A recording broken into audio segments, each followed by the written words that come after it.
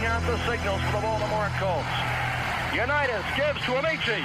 The Colts are the world champions. Amici scores. It's amazing, sensational, dramatic, heartrending, exciting, thrilling finish in the history of college football. California won the big game. 5 seconds left in the game. You believe in miracles? Yes! This is Phil Steele. This is Mike Burnop. This is Wes Durham. This is Mike Ashley. Hi, this is Chuck Foreman, number 44 of the Minnesota Vikings. Woo, mercy, this is handsome Jimmy Vang, the Boogie Woogie Man. This is Coach Fry with Virginia Tech Football, and you are listening to Big Dog Sports Talk. Are you ready to rock? Are you ready to roll? Okay, let's do it. You're in the doghouse with Rick Watson on Big Dog Sports Talk, presented by Pulaski County Sports and Entertainment. Join us in the Family Fencing Studios and chime in on the McClellan Chiropractic chat line. He's keeping cool with help from Little River Heating and Air, but this show is straight fire. And now, the big dog, Rick Watson.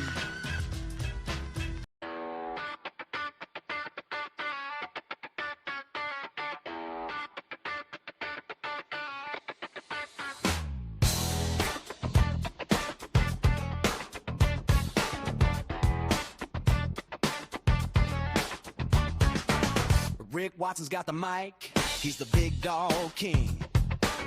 Cover sports so sharp, it's a New River thing. Virginia Tech fire, rapid pride too. Every stat, every play, he's bringing it to you.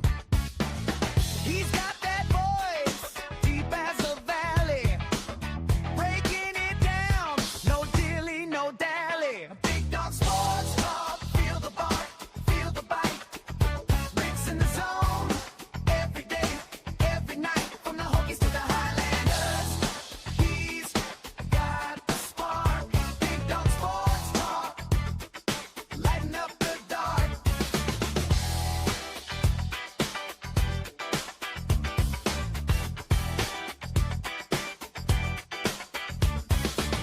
He's got the scoop, faster than a sprint.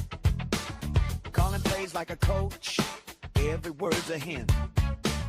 From the courts to the fields, the stories unfold.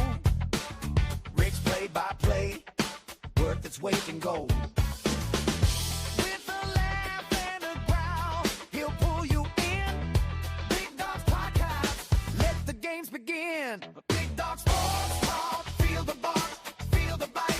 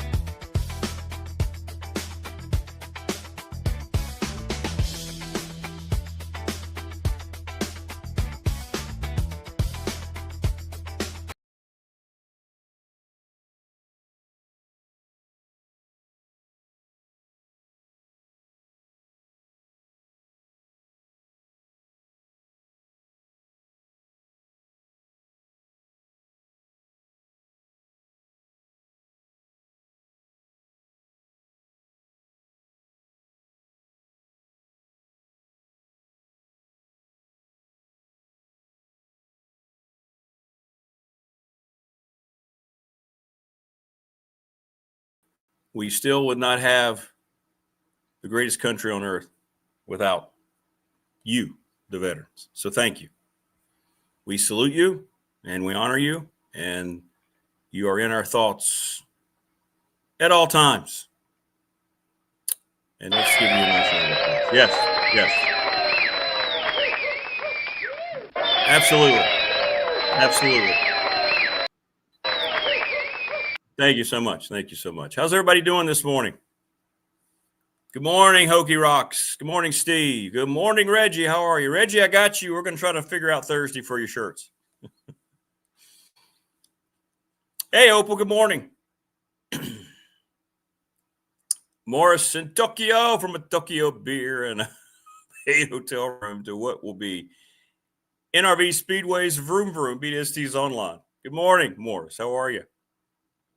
Morning, Paul. Hope everybody's doing okay. And chat, the McClellan Chiropractic chat room. Hit us up in there, as many of you already do. By the way, BDST shirts are $20. If you want them shipped, $27. Shoot me a text message on the Professional Door text line at 540-391-0788, or just DM me. Either find me on Facebook, Rick, or the Big Dog, whichever one. But I did try to figure out the cheapest shipping and got with the Postal Service, and $7 will do it. And you can get a couple, 3 shirts in a pack for $7 too. So just let me know. Hit me up. Those of you who have ordered, I have your shirts pulled. We just have to figure out a way to meet up and get you everything that you need. Today, Marva in Miami will join us. Brian Seigla from the Boundary Corner will look at the Florida State game.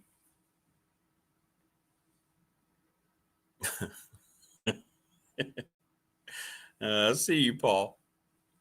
David Smith will join us. We'll recap the NFL. Another horrible product last night, 10-7. So on Thursday night, we had a horrible game with my Broncos and the Raiders, 10-7. And then last night, 10-7 with a couple of NFC contenders. The league continues. I'm telling you, quality play in the NFL is not good. We'll get into that a little bit. And then Mike Burnop joins us as they get ready to head to Tallahassee. Mike's a busy traveling man right now. Morning from the home of the Ridgeacks. Did you say Ridgeacks or Rejects? Someone brought that up in chat yesterday. Then I saw it all over the place. People are absolutely ripping Salem for this rebrand. Ridgeacks. You see, they took the end of kayak and then put a yak in a kayak with a paddle as the main logo. Because, everyone around here associates Southwest Virginia with yaks and kayaking.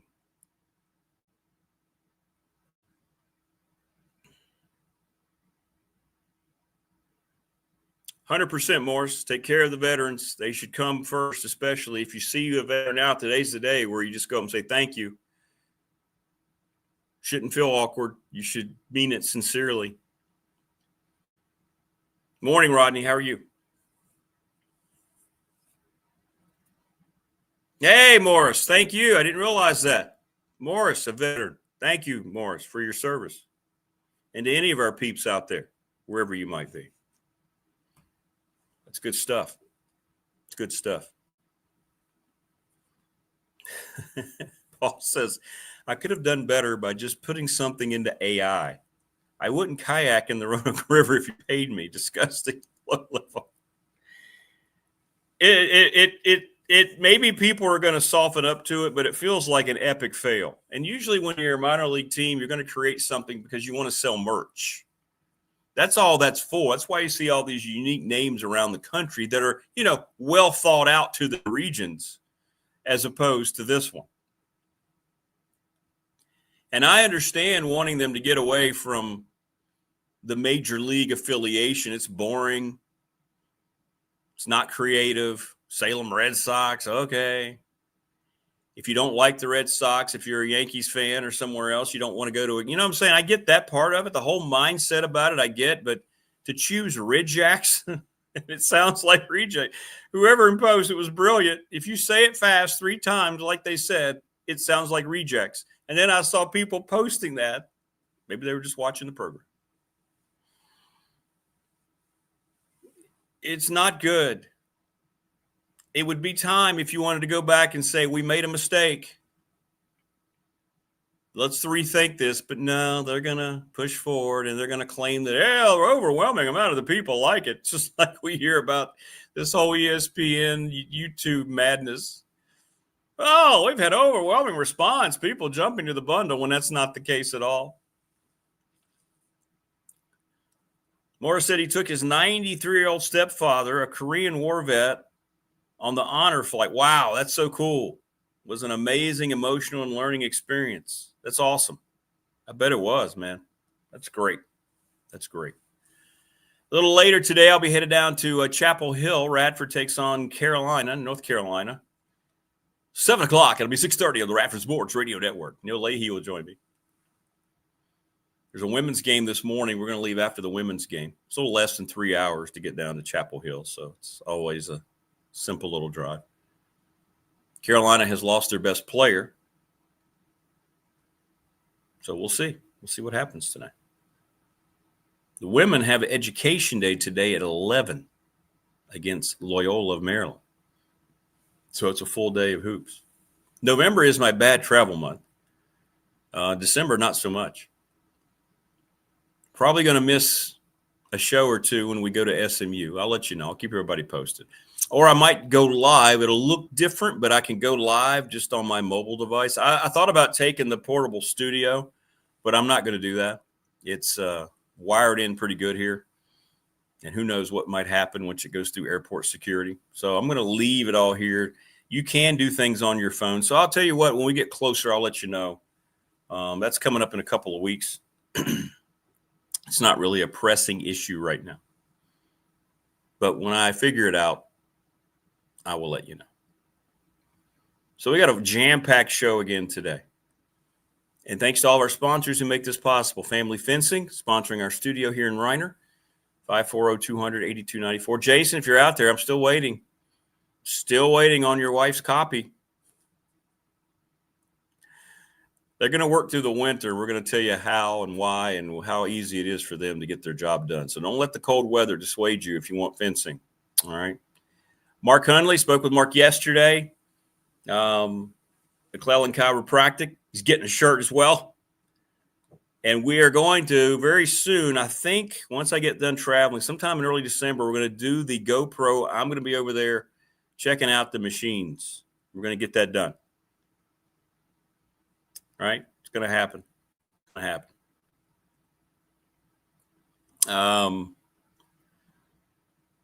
Yeah, we're going to do that. We're going to do that. Professional Door, Travis Williams up in Dublin, 540-391-0788. Sponsor of our text line. And again, they are looking for help. Go see them.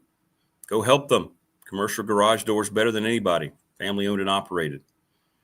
Walk in, call, get an appointment with Travis if you want a career. Very satisfying. The Ready Set Fund. Thanks to Bob Christ. Ready Set Fund is a website that already has a pre-selected text message to send to folks if you're a school organization that's looking for donations. You can add personalize the text all you want. Reach out to Bob, BOBCRIST11 @gmail.com. Dave Christ, former Blacksburg, great coach. That's his brother. Good people all around. Good people all around. National Bank, member FDIC, thanks to Larry Ramsey. They're the exclusive banking partner of BDST on YouTube.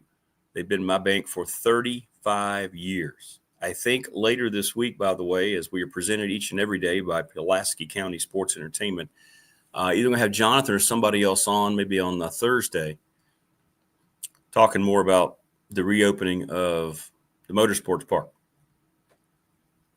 complex up in Dublin. So great news. They just continue to make things happen. So we're going to try to talk to them about that this week. Give Charles Lee a call today. It's now Little River Heating. They are Little River Heating and Air, but now it's cold. It's 21 this morning, and I saw where it feels like 3. And then tomorrow it's supposed to be almost 60 again, and then it's going to be 60-ish the rest of the week. This is how you get sick, by the way. Give Charles a call, 540-533-2971. The attorney, Ryan Pry, BDST fan question of the week. By the way, Ryan's located 701 West Main Street in Radford. He specializes in trust and estate planning. Who will play in the ACC title game? Right now, the leaders in the clubhouse are Georgia Tech and Duke. That's right, Duke over Pitt. We'll see. We'll see. Go buy your next vehicle from Harvey's GM. I've bought my last 3 vehicles from Brad. Brad specifically. Just go say, hey, this is what I need. All right. Well, I'm on online auctions. most every day, I'll find you something, and they do.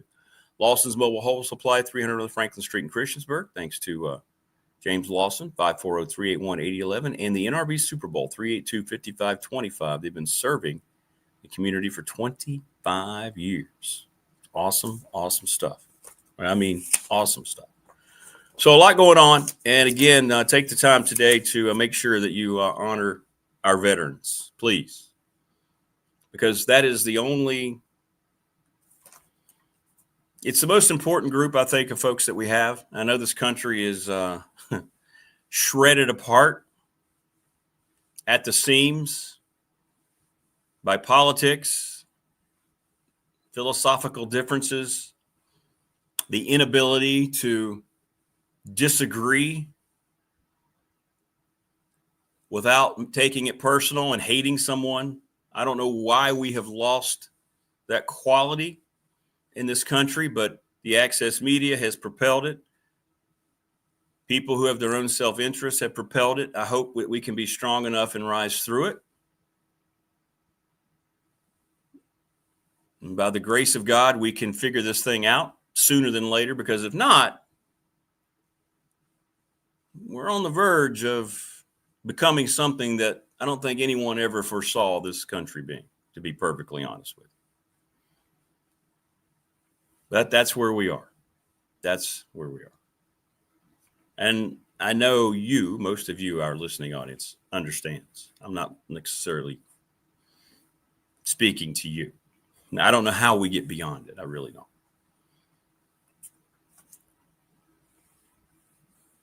Hit me up on the BDST text line. We've played, thanks, Brad. We have played North Carolina 3 times. The last time we played North Carolina was 3 years ago, and we hung in there. It was 86-70. They had Armando Bacot and all those folks, and it was close at halftime, and then we kind of got a little worn down early in the second half, and they kept us at arm's length. But I expect it'll be competitive tonight with this new group. You know, I'm still trying to figure it out. We won the 2 games at home that we were supposed to win. Western Illinois was a lot closer than I think most people wanted it to be, but then they blew out West Virginia Wesleyan. Carolina's coming off a massive win against Kansas last Friday. Hey, Randy, good morning. How are you? Welcome. Thanks for subscribing. Spread the word.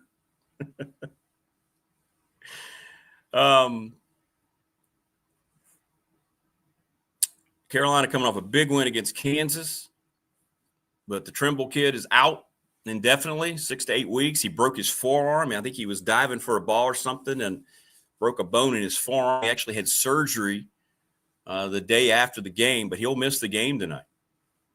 So, you never know how that plays into it. And one thing Radford has going for it, the Radford kids were going to be amped up, right? It's going to be a switch around, right? It's like West Virginia Wesleyan, they know they're overmatched, right? They come in a Division II school. They picked last in their league. They were so excited to play Radford, right? And so they were taking pictures of the Dedman Center. Our guys won't be doing that. But I'm just saying, so for the Radford kids, a lot of these kids were P4 players. Starting point guard Dale Jones played at Clemson, so he knows all about playing Carolina. So they're not going to be intimidated, but it's going to be a bump up, if you will. And Carolina has looked strong earlier. What's up, KB? You're right. The freshman Caleb Wilson is a problem. They've got some length now. Hubert Davis has added some length. Doing my prep for the game, I'm impressed by the size Carolina's going to have. And every one of them will be more effective in the post than Armando Bacot, who stood there for 12 years. Wayne says, played UNC 3 times since 2009. Amazingly, all 3 involved Bacot. Yeah, crazy, wasn't it? I mean, he started out as an 18-year-old. He left as a 39-year-old, father of 3 and a grandfather. Good morning, Thunder. How you doing? A few AI-generated alternative names for Salem were Salem Starliners, the Steamers. Ooh. Now, isn't there a Ridge Runner already in the Appalachian League? Can somebody check me on that? Nothing to yak at here. Look, I'm not trying to pick on the Salem baseball folks, but that's horrible. It's horrible. UNC, what are you talking about? UNC? Carolina basketball, they play tonight against Radford.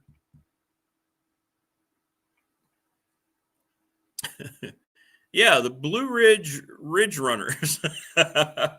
Check me on that. Isn't there a Ridge Runner already? I've heard of. I think there's a Ridge Runner in the App League. You know, when they lost their Major League Baseball affiliation, they all came up with names a lot like. Is it Bluefield? I thought so. It's the Bluefield Ridge Runners, isn't it? Okay. Because when we had Zach Helton on, I think you're right. It's Blue Ridge. It's Bluefield. Any of those would have been better. Hey, good morning, Carrie. How are you? Any of those would have been better than Ridgeax. Winston-Salem gets the gold star with Carolina Reapers. Yeah, that's pretty good. That's pretty good. Well, welcome back, Carrie. I'm glad you came back. Spread the word. Subscribe if you haven't. We're over 700. Wow.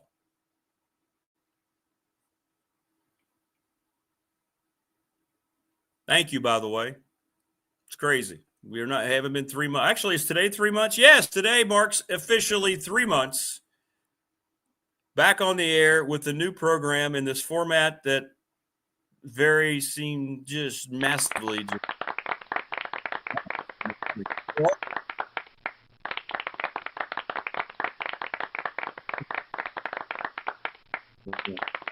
There we go. Thank you so much. Thank you so much. Well, we're glad to have you, Carrie. Thanks for coming back. You're going to like this community, all right? We have good peeps here in the McClellan Chiropractic chat room and on the Professional Door text line. I know I didn't watch the Eagles game last night, Dave. Dave, hit me up on the text line. I'm still not giving in to the greed of Disney. I refuse. I don't care. I'll miss games. I just don't really care. Doesn't matter. This whole thing has now gone 2 weeks. The NFL is not going to stand for it. The ratings were down last week. Last night, two teams, the Eagles, the defending Super Bowl champions, not on a third of the available eyes. Pretty soon, the NFL and advertisers are going to put an end to this, or ESPN is going to lose even more money. They're losing $5 million a day. They've decided to dig into trenches, as is YouTube, who embarrass themselves by, they can automatically charge you for anything, right? But in order of you to get the $20 credit for missing all the Disney content, you have to go do a couple different things. It doesn't necessarily take long, but it should just be as easy as, guess what? We've credited your account next month, $20 off. That would have been a much better message than, okay, here's what you're going to have to do after you read our instructions. Yeah, I just get the highlights. I am finding myself liberated, and it's been much easier than I think anybody at Disney thought it was going to be for people to go, I just don't need it. Especially when there's so many, and there's just so many people that are already sick of college athletics and what's going on. It's a lot easier to turn off. And nobody likes ESPN's coverage anyway. It's not like, boy, they do such a great job covering live events. They don't. You miss seeing your team play, right? But that's just what it is. Eventually, it's going to end. It's got to end sooner or later. People are still raising Cain about it on X. It's just a massive topic. Massive topic.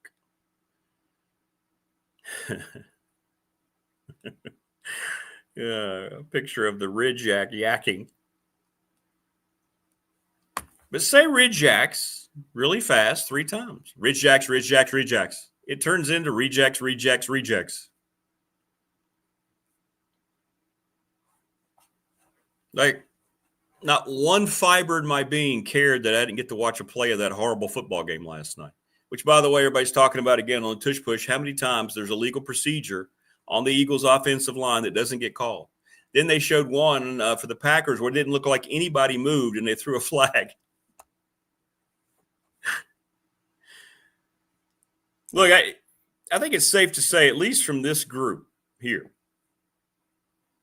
look, it's not going to reflect in their ratings other than, the fact that they're not in front of, 30 million eyes. Whatever the subscriber base was or is for YouTube TV. What is it, 12 million, 15 million? I don't know. I think I heard 12 million or more. The ratings are, that's going to be the most watched sport in this country, professional football, followed by college football. But I'm not sure people are going to sit around and go, boy, how am I going to survive the day if I can't watch college football on ESPN, on Disney? I feel like this is going to backfire. I feel like it already has. I mean, how much loss can either one absorb? I mean, I know Google's a $1 trillion company, and I know Disney is a multi-billion-dollar company. But boy, $5 million a day in the red, and it's because of your own decision? That seems pretty steep. We're going on about, $60, $70 million they've lost now. It's been like 12 days? That's a lot.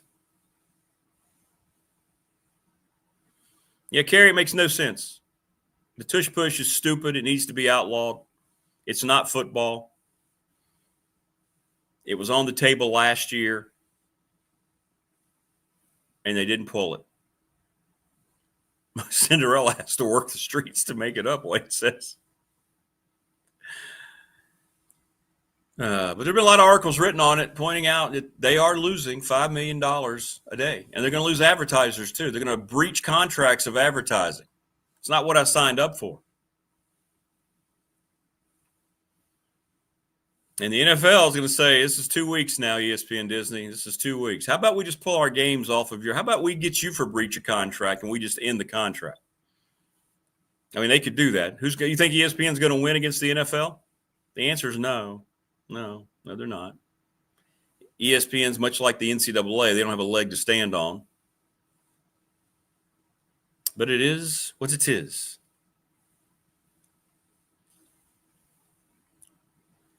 I mean, I took the time, even this morning, to look at the Ridgeax Facebook post. And it is 80 to 85%. People hate it. I mean, I don't know how you can look at that if you're that organization and marketing people in the front office and go, boy, we made a good decision.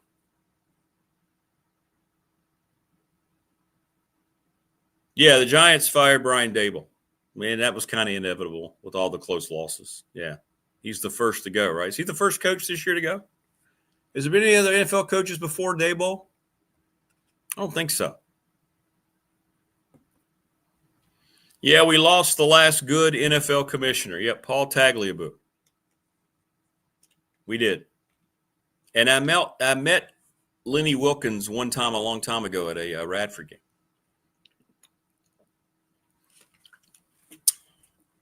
We were down in I'll tell you where we were. We were in Kansas. We were down there at taking on the Jayhawks. And Lenny Wilkins just happened to be around there. And I think he was a guest of Bill Self when we met Lenny Wilkins. So he passed away. A long ago era of when the NBA was good.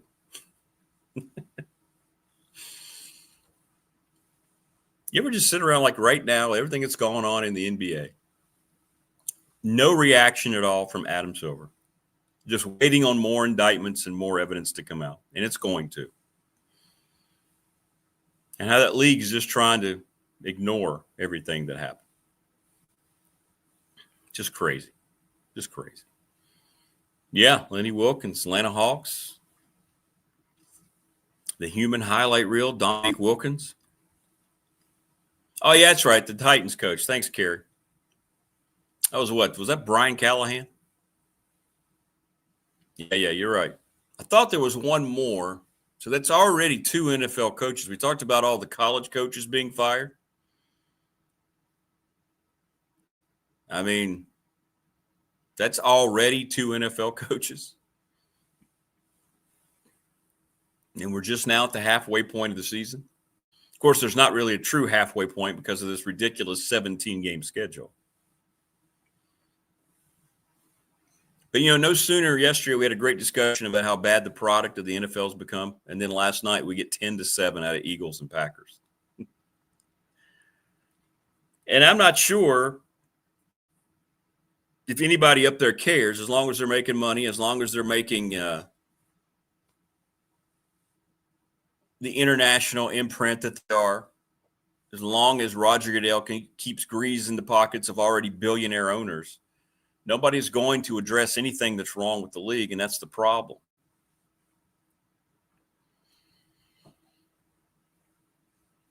So we'll see. Yeah, the whole Brian Kelly fiasco there, suing to get all of his buyout. And from what I've seen, some of the legal folks, we'll have to get the attorney Ryan Pry to look at that. Feels like Kelly's got an opportunity to do that, to win that. It's going to make him even more probably unattractive to hire from some other school. And I'm not sure anybody would want Brian Kelly at this point. Because, we've speculated. We have less speculation now as to what went on with James Franklin. We kind of know, right? That's right, Mega, Jerry Jones, all of them. Every owner, by the way, they put a list out. Every owner in the NFL is a billionaire. Not a millionaire, a billionaire. So I just don't think they care. They don't care about their product overall as long as the bottom line continues to swell. I mean, they don't care. But with Brian Kelly, yeah, I think he's going to win that. Now, other schools will probably go, ooh, we don't want any part of that dude. But we did have some of the James Franklin things kind of answered with what the players have come out and said. And I found a couple of threads on their message board kind of confirming that that's not the players. They had no reason. So now we kind of know some things. Phil Elmation gave us his hypothesis yesterday, and I believe he's probably correct because he's been on a lot of those plane rides back. Something happened between Franklin and that football team on the way back from UCLA. It didn't get repaired the Northwestern week. They lost that game.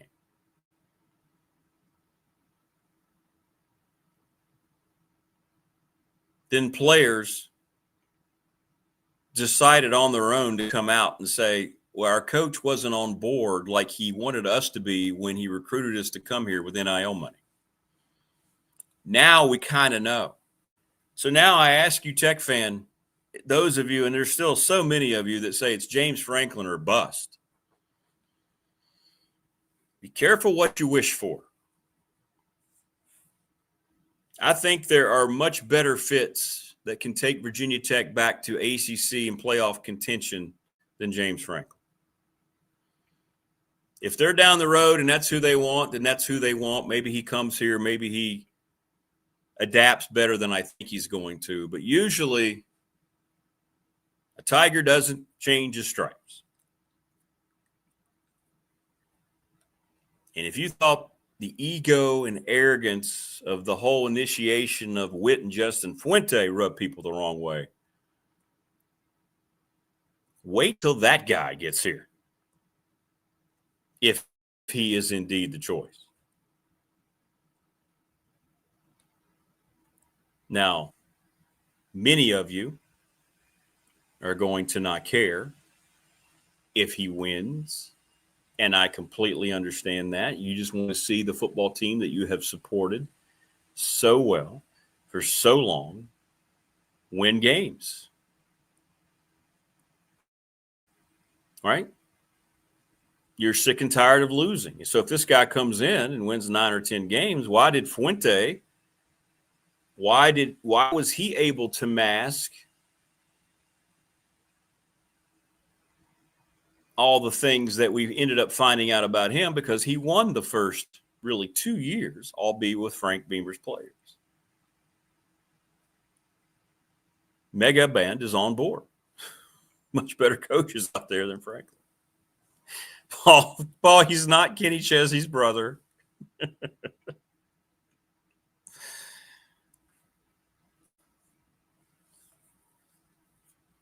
Yeah, the NFL, they're gonna regret more than they think the whole Bad Bunny nonsense, and then Goodell getting up there, and they've planted their flag in the side that they want to be on, and where we are in this country dissension, and it's not going to serve them well long term. And then we're all sick and tired of the game. We're sick and tired of watching all this crap. The culture of the league is broken. It just is. There's a myriad of reasons for it. But the me aspect of the league has gotten, they used to have criticisms laid at their feet. The no fun league. They are the no fun league. Excessive celebration and all these things.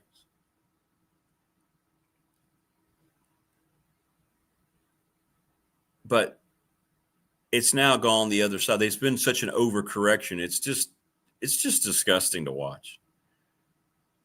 I mean, whenever I see a turnover in a football game, an NFL game, I just stop. I'd have to turn away from it or flip the channel so I'm not watching that hideous. Let's take the time, everybody, to run down and do some idiotic crap in the end zone.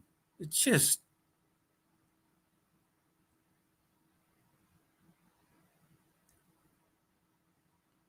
But they're too arrogant because of the money they're making to see the error of their ways. They're going to say, hey, look, we're making money. We must be doing something right.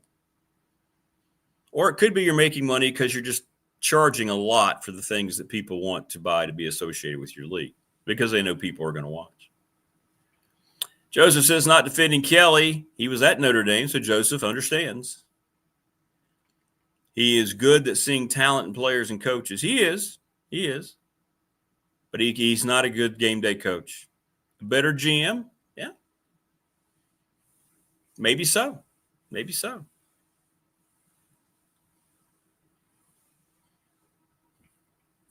Maybe so. But before it was taken away from many of us, for the most part, we still have the Fox and the CW and the NBC and CBS games, but this is why college football took a big step this year, in my opinion, why fans were all over it. While the increases before the separation of ESPN or Disney and Google had games up about 13% across the board, I think people are actively choosing to get more involved with college football because they're sick of what's going on in the NFL.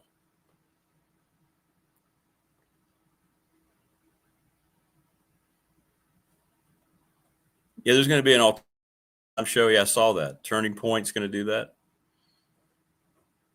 I mean,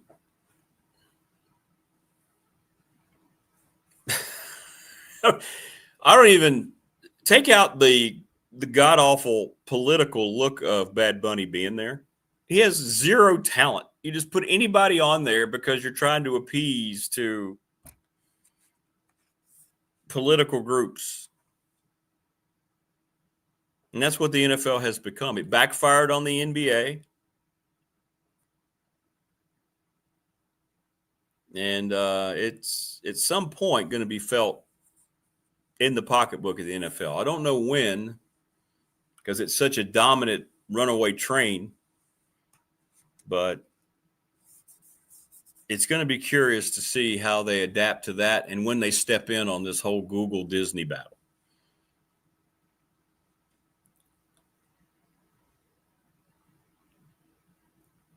I mean, it's a problem. You can only ignore it for so long.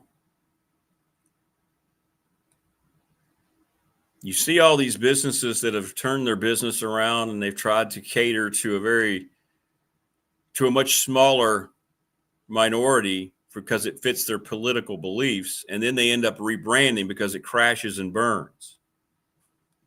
Crackle Barrel being the latest.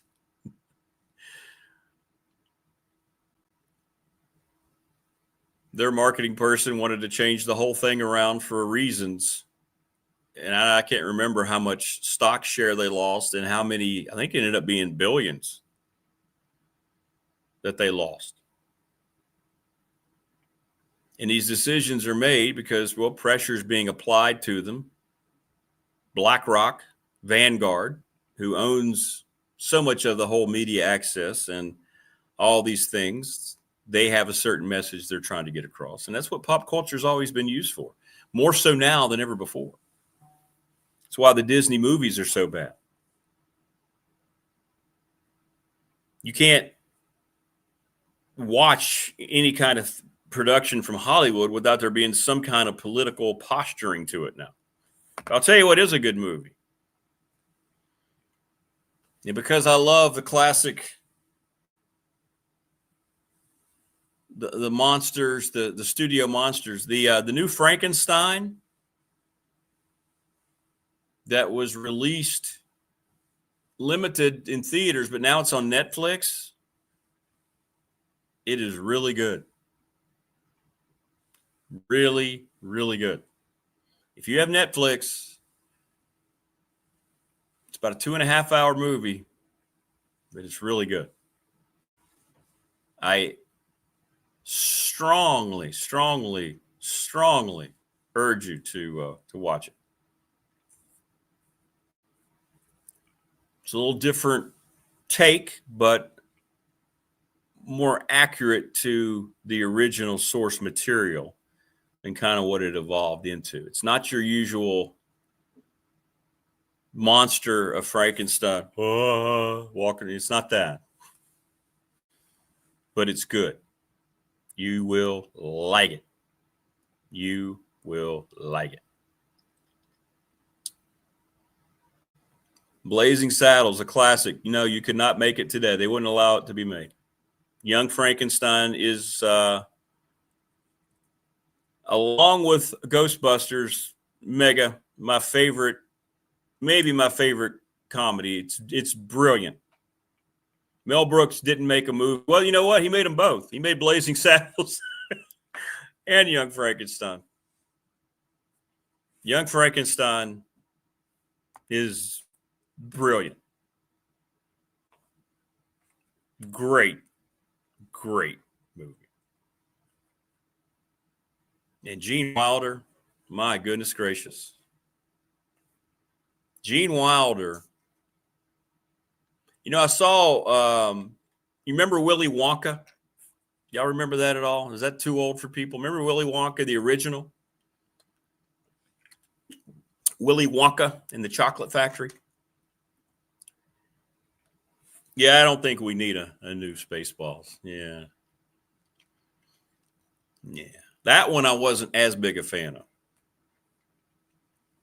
I appreciated the effort that he put forth, but it was okay. It was okay.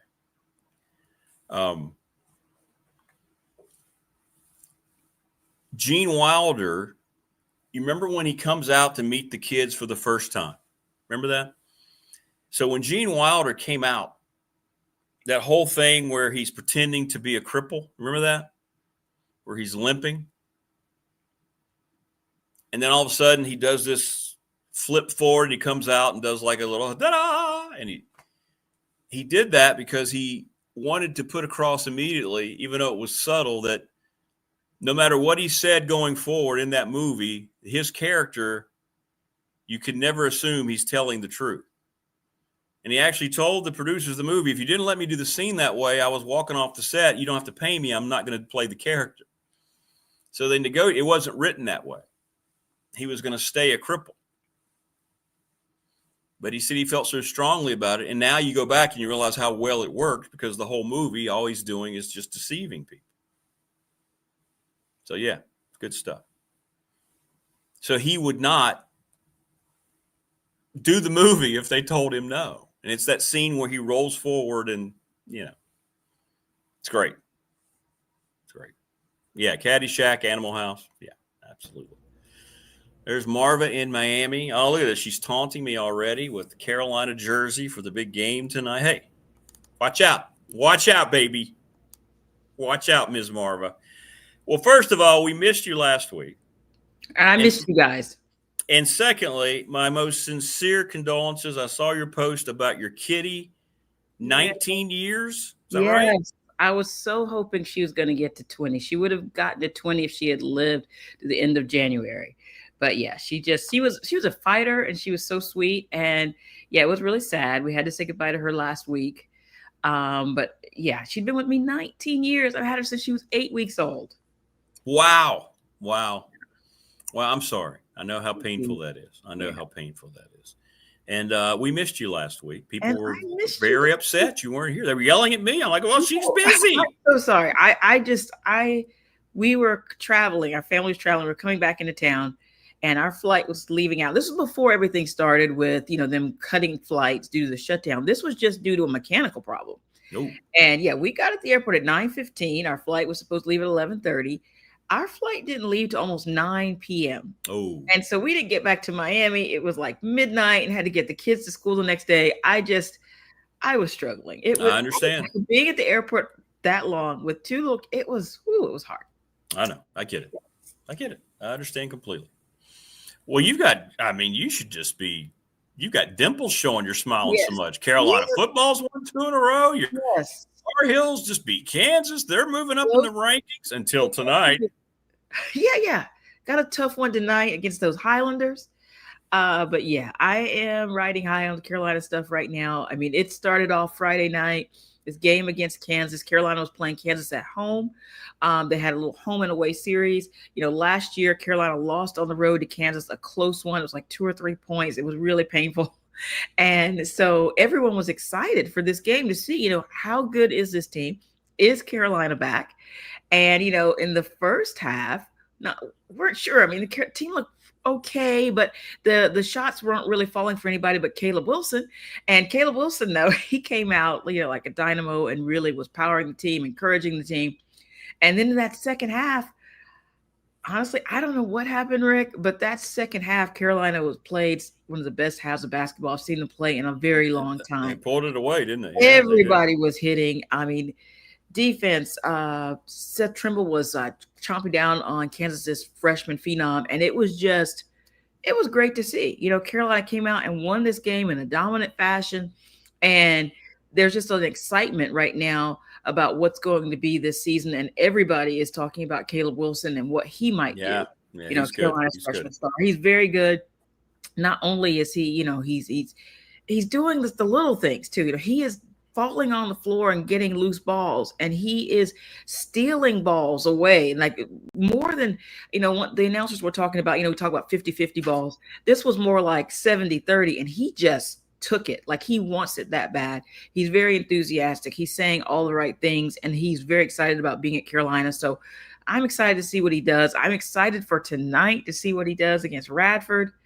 You're not going to do much. I hope your guys are prepared. You lost Seth Trimble for about 8 weeks. I know. Unfortunately, he broke his arm in practice, and that's awful to see because he is out there a lot for his defense. His shot came alive in second half against Kansas also, but just the guy who's been there, you need that leadership. And I know he will still be there encouraging the guys at practice and on the bench. He'll be doing that. But yeah, it's a blow to lose him for that long. It's just, one of those things that happen. You hate to see it, but it's part of the game, unfortunately. Part of the game.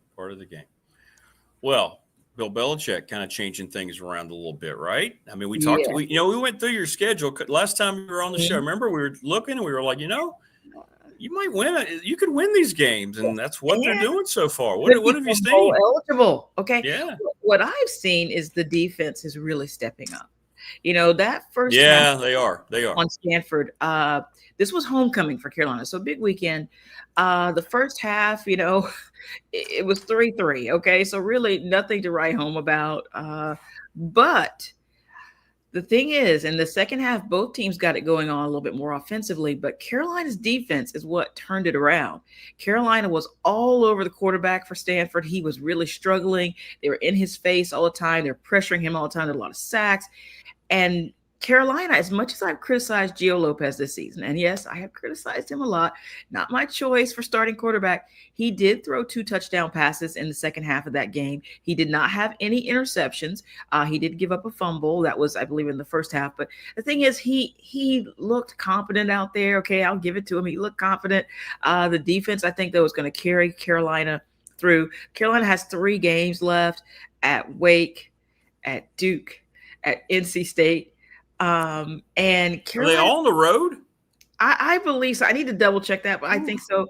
Carolina, what Carolina needs to do though is to just get 2 out of those 3. Carolina can get 3 though. I mean, I know it sounds crazy. Wake just beat UVA. What am I talking about?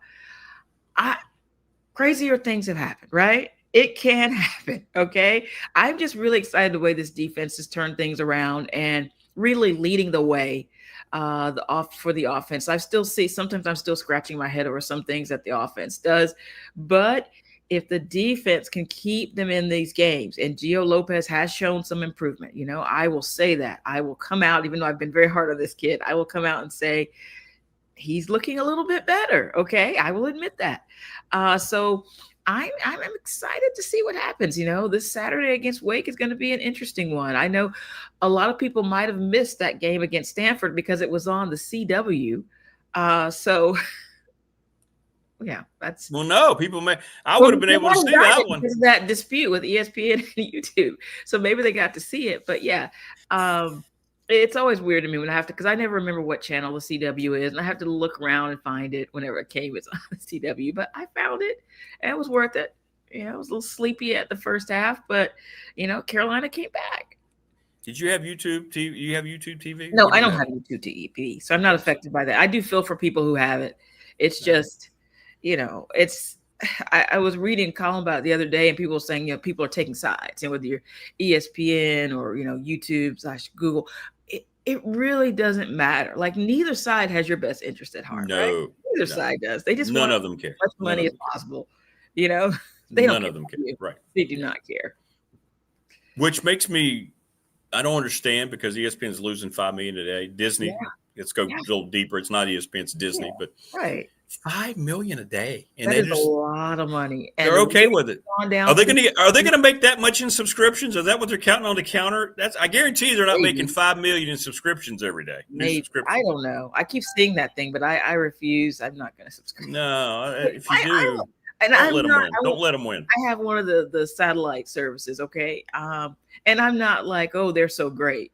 But it's just like all of them. None of them really care. I don't think any of them really care about their customers that much. No. And I mean, these are big games people are missing. And I feel bad for people because if it's a big enough game, you're a big enough fan, you're going to do something crazy to try to get to see it. It's just, you know what they're counting on? You know what I think my theory is, Marva? I think they're going to count on, if they may dig in here. Unless the NFL gets involved and advertisers start pulling their big contract. They want to take this to the playoff because they think people are going to, at that point, there's no way people are going to miss the playoffs. So that's when they feel like they're going to. Nobody wants to miss that. That's my guess. But, there are always, people can always go out and watch these things. They are other providers. Like I said, I have one of the satellite providers. Again, I'm not saying they've had disputes with them too. Yeah, they've had disputes with everybody. They pulled their stuff. Yeah, they've all had disputes.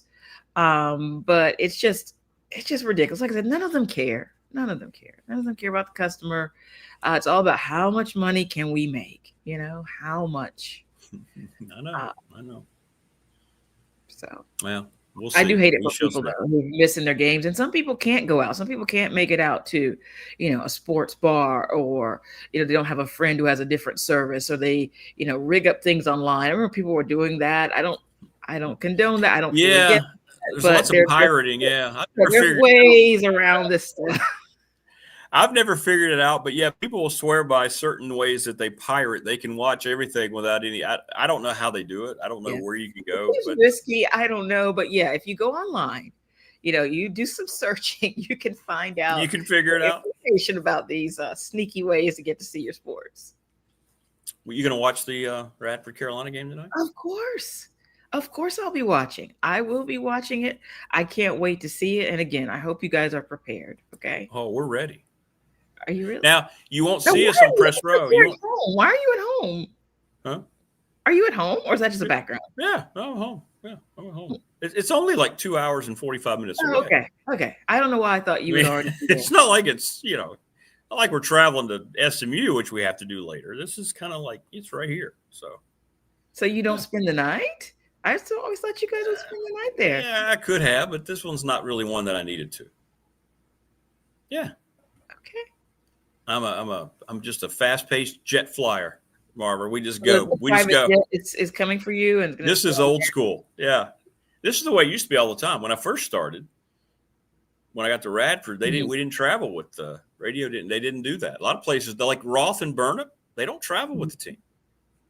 Right now at Tech, they do not travel with the team. No, they're not part of it. They have to go separately. Oh, that just doesn't seem right. I mean, it's paid for. Mm-hmm. I think through their marketing people over there, but they don't travel with they're not on the planes and things like that. When Mike does basketball, he and Zach Mackey, they travel separately. So yeah, that's kind of what we're doing. Travel with the team. I think it's. I usually do. I have in the past. Yeah. But you just didn't want to. You just did. Well, it's advantageous a lot when you're going a long way. When it's a flight, you have to. Yeah. Because places like P4s, they can have two separate flights. They can afford those kind of things. Well, in Radford, we get one, so you better be on it. So yeah, you're going to drive down later? Yeah, we're just going to drive down. Neil and I are going to go down in his brand new Chrysler. He's got the 300, and we're just going to go. And, that would be nice. Yeah, and hopefully it's got good weather. You guys aren't getting snow yet. Weather's going to be nice. It's going to be cold, but the weather's going to be nice. So, yeah. Good. Okay. Well, you enjoy that drive down. But you won't see us on press row because Carolina is one of these places in the ACC. They put you in the middle. Yeah. The middle. We'll be in the middle of the stands up there and like a little mix. No, it's fine. You way up in the rack. Like, it's ridiculous. Now, Clemson does that. Like, we've played at Clemson the last 2 years, and it puts you way up there. Any of the I mean, you are like, whoa. Monitor, right? Yeah, you do. You have to sit there. Okay. That's not nice. I don't know why schools do that. Well, they did it during the Carolina would put you there on press row. I don't know if I need to call someone or, I don't know. If you had told me beforehand, it's like, can you work some Marva Carolina magic? Yeah. That's ridiculous. You got to be right there so you can see Caleb Wilson for yourself up close. Well, they installed all those places, during COVID, and a lot of places just left them because instead of having extra people on press row, they decided to sell more sideline seats. Yeah. So now we get stuck up in the. Yeah, it's all about the money. Yeah. Yeah, it is. But it could be worse. I mean, you could be. I don't know if the Radfords ever played Duke. Yeah, we played. Okay. Yeah, it's very hot in there and unpleasant. That's a dump. It is. I didn't want to say that word, but yeah, it's an absolute dump. It is. Let's just call it for what it is. It is. Cameron Indoor is a dump. Yes. And it's we broadcast. Like, do they not have air conditioning? I don't know what the situation. I always thought they did that to kind of give them a competitive advantage, but it's really hot in there, extremely hot. You broadcast up in the crow's nest, and it's always dirty. There's always like dried gums. It's disgusting. They don't ever play. You're like, this is where they send this is where they put their TV people. And you're like, they don't do anything, or they didn't the last time we were there when we had Art Perakowski. It was nasty. It was dirty. Yeah. Yeah. Just not a good situation there all around. No, you're totally on board with that being a dump. You understand. Yeah. How's the fam? Everybody good? Yeah. How about everybody's handling the loss of Kitty? Are their kids okay? Yeah. My daughter was just devastated, just absolutely devastated because a lot of times our cat, who we called Miss Kitty, would sleep in her room. So it's tough. And it's just, I tell the kids, it's just, these are things, it's part of life, it's that circle of life we have to talk about. And it's so funny. This morning I was getting ready, and I swear I almost felt like I saw her walk across. Like she would always be standing outside the door when I get up in the morning, because of course it's time to feed me. And that's like out of the corner of my eye, I was like, I thought I saw her walk by, and I'm like, no, you didn't. It's just the way your brain, the brain plays tricks on you. You could have, because I think animals, when they pass, they go on a different plane for a while. I think they hang out to make sure everybody home's okay. Yeah. Well, I mean, maybe so, but it was just weird. I was like, no, that didn't happen. That could happen. So never know. You never know. Never know. Well, congratulations on the resurgence of your Tar Heels. Thank you. Don't hold it against me tonight when the red and blues walking out of there with a dub. Okay. I don't want any anger directly. I will not be angry. If that were to happen, I would just be in shock and sad, very sad. Okay. But don't hold it against me if it's just a beat down. Do not. Okay. Big year for Hubert. Yeah, I think so. We went down there 2 years ago. He did the pregame interview there. He's not doing the pregame interview with me this year. Wow. I think he's feeling some pressure. Yeah, I don't know what that's about either. You just have to talk to me about these things beforehand. I can see what I can do. I don't know. I should have. He should be on the show this morning. That'd have been great. Yeah, we'd have loved to have had him. Yeah. Game day. Yeah. Yeah, he's gonna go on game day to the Radford Radio Guys YouTube channel.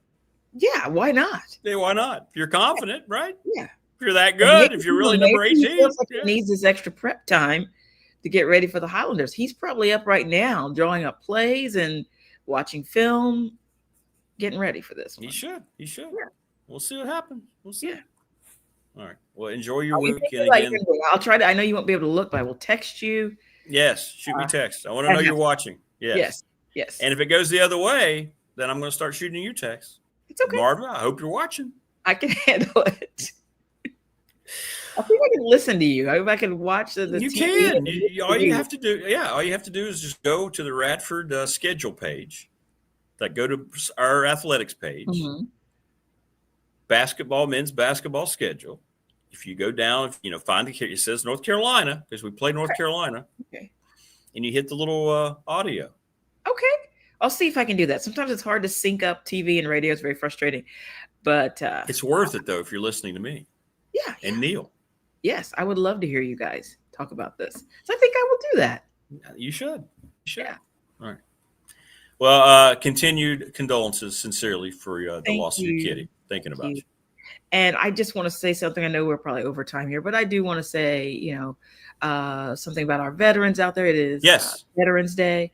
And I want to thank all the veterans who are listening for their service. My dad was in the Army, and just the sacrifice that those men and women, the sacrifice they make is just incredible.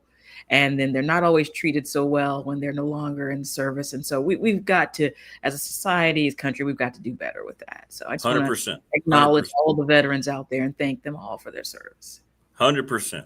Well, listen, you have a great rest of the week. Thank you. You too, Rick. All right. There you go. Marva and Mamie. Well said. We miss Marva.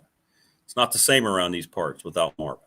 And to follow up on what she just said, today we do honor the most important group of Americans as we say Happy Veterans Day to all those who have served and continue to serve. Thank you.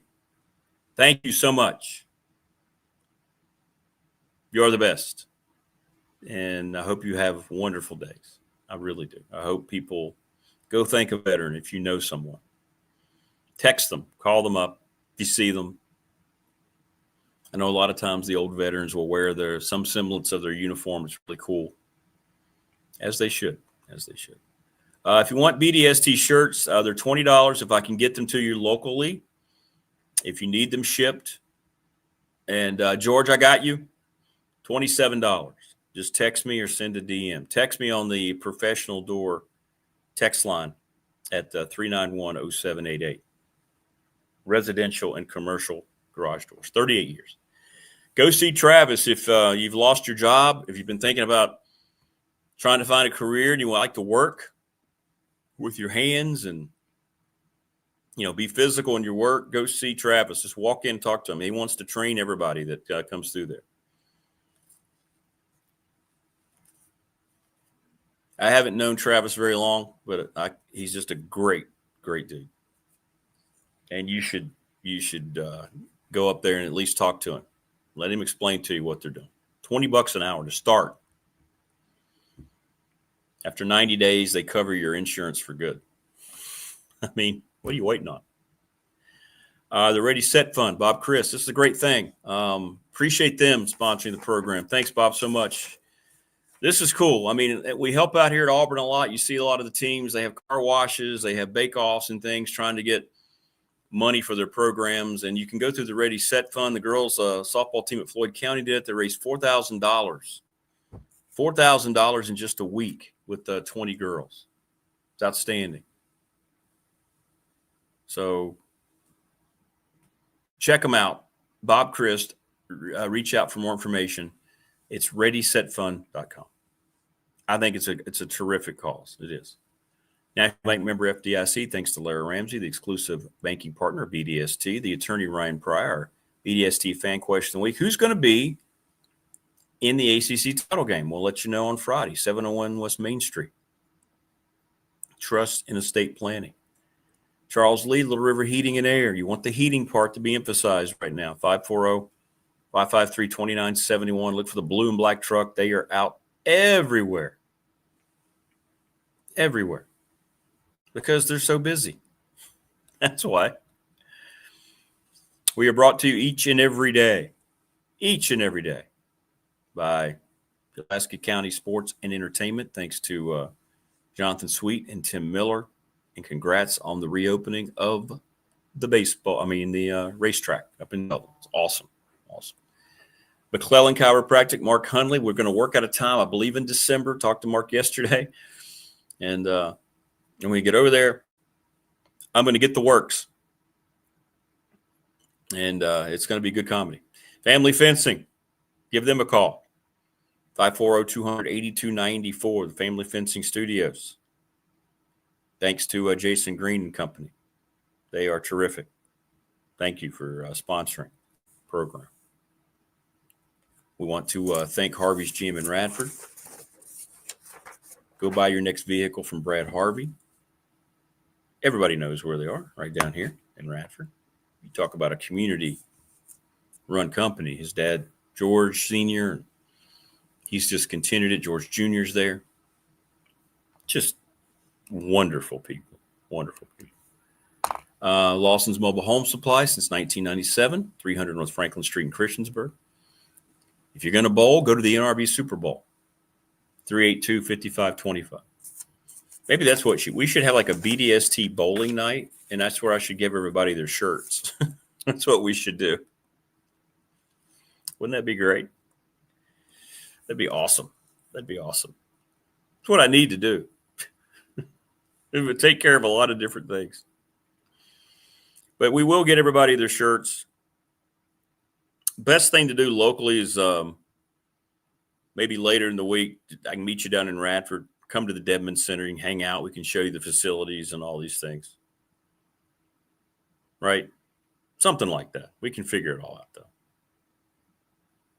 Shouldn't be too hard to figure all that out. And I want to thanks to Steve and everybody involved at the Montgomery County Chamber of Commerce. Very honored to be part of that. And thank you for your support. And we try to get you updated when they send me releases. And when they do, I pass those along to you, what they're doing. And they're always active trying to help business in our community as well. So I'm very proud. Thanks, Steve. And everybody up there. Let's get caught up here before we're joined by Brian Seigla from the Boundary Corner. He will join us next as our cavalcade of guests continue here on this Tuesday. But yeah, it's not that bad. It's only about 2 hours and 45 minutes, Chapel Hill. 1985 movies. Back to the Future, Rambo 2, Rocky 4, Beverly Hills Cop. Wow. Breakfast Club, The Goonies, Spies Like Us, very underrated. Fletch, good movie. You realize, by the way, too, Dumb and Dumber, which was on last night. For some reason, I had it on. 30 years old. Whew. 30 years old. Yeah, 85, that's a good year. Back to the Future is timeless. You get it? Because it's Back to the Future. They do a lot of time things, so it's timeless. See what I do? That's why I have my own show. Rambo 2. So he went from, in Rambo, First Blood, which is really, really good and has a really good message. He went from being a guy who didn't want to be violent, forced into violence, to a guy who was just out killing everybody. I think I saw he had like 500 kills to his credit in Rambo 2.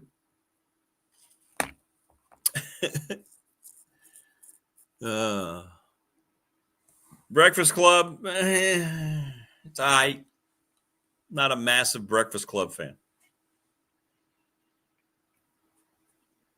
I think Breakfast Club, they tried to make that into more than it was, and so people now reference it way too much. I mean, it's fine, but it's not one that I'm going to seek out and watch. Never liked the Goonies. I know. Yell at me.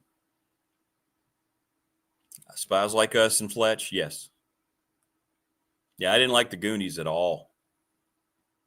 I think that's a dumb movie. I just think it's stupid. I know. I'll get yelled at.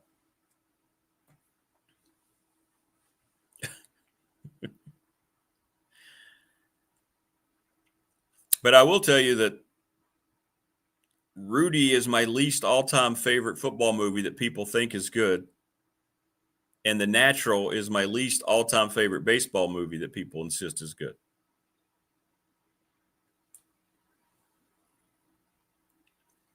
One day, when we're in the slow months, if I'm still doing the program, if we've made it to 1,000 subscribers, once we get through March Madness. And by the way, if you are a sponsor, especially a restaurant, you're interested in having a really cool and massive response for a March Madness bracket through the show, you should reach out.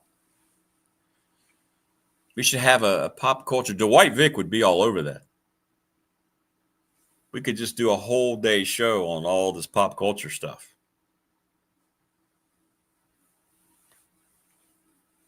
Yeah. Ladies love Breakfast Club. Well, I get that, but see, I'm a dude, so.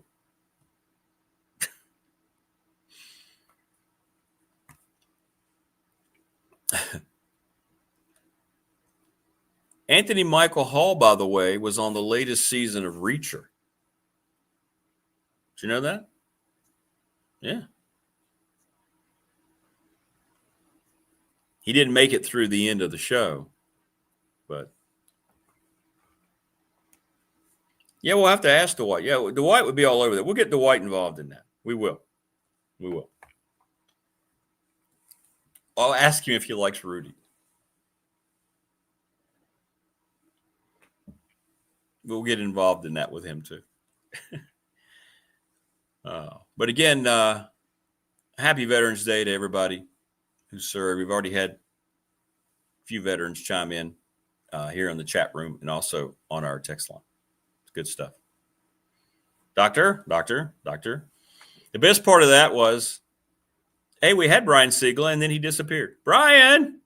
The best part of the whole doctor scene in Spies Like Us is when, remember Bob Hope does the cameo? Bob Hope. He's always out and he's always doing things.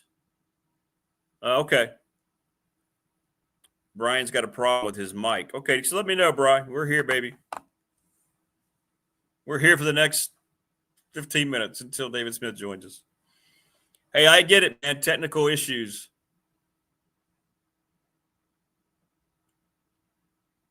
But Bob Hope comes through there and playing through, and he starts making fun of that whole skit. He looks at him, doctor. And he kind of just twirls his head. I have no feeling in my hand. There. And then remember at the end who Dan Aykroyd ends up with? Yeah.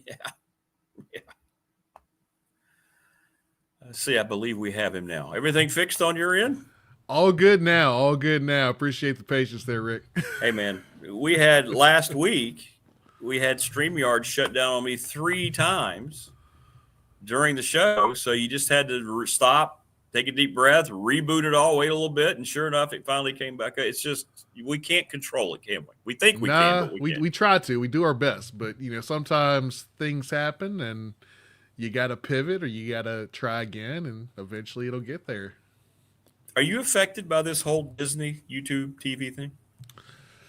I have not been, but it's certainly something that I've been following. I feel like it's one of those things where 2 of the 5 biggest companies in the world are arguing over chump change, but here we are.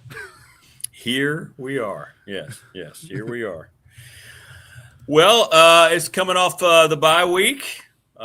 Still no decisions about the coaching situation in Blacksburg. Where are you standing now? What are you guys at the Boundary Corner? By the way, if you're not watching the Boundary Corner podcast, you're missing out. Tech fan, they do a great job each and every week. What you got, man? What you got for us? I feel like we there hasn't been a lot of movement. I feel like we went a little radio silence there for about 5 or 6 days, but I do feel like that there is some motion back in the other direction now. I think a lot of this is going to depend on, at this point, what happens with our current opponent this week. I could see, playing a small waiting game and then James Franklin, come to Blacksburg. But I think FSU is kind of that job that Sexton and Franklin may have circled as kind of the best landing place, just because it has all of the advantages of Blacksburg, but it also has some additional things that Blacksburg can't offer.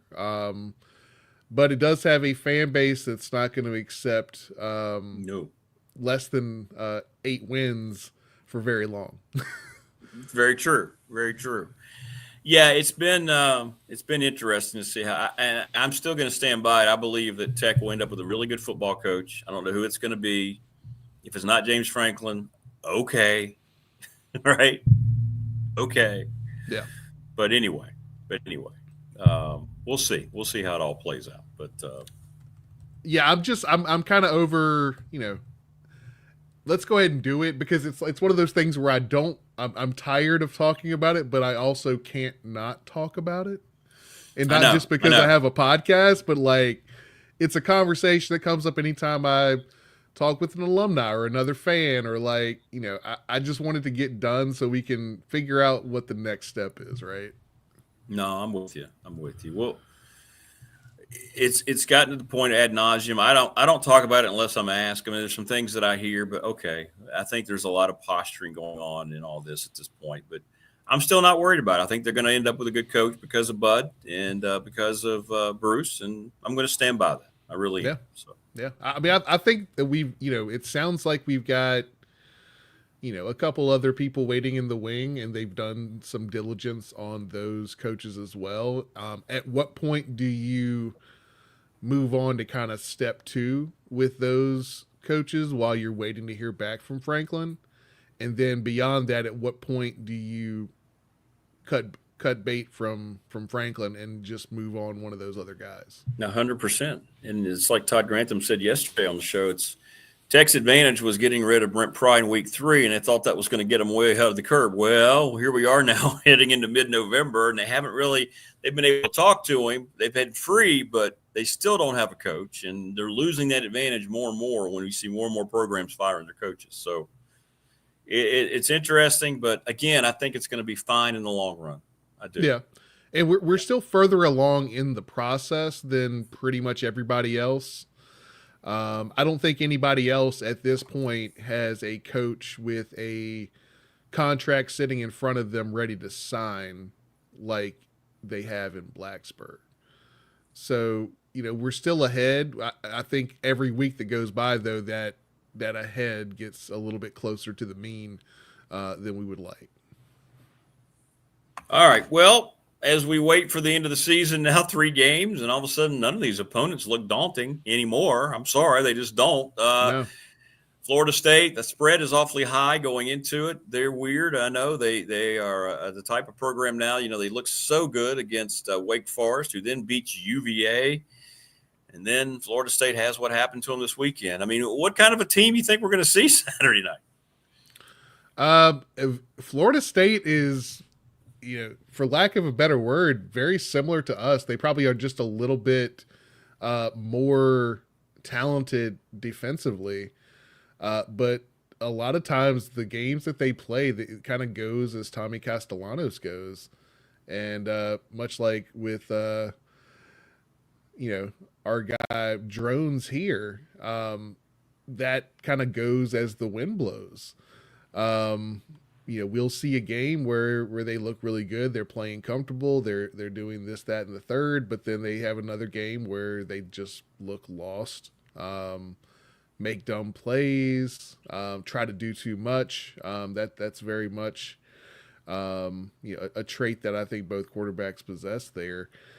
And it gets really interesting when, you know, you look at what Virginia Tech has to close out the year.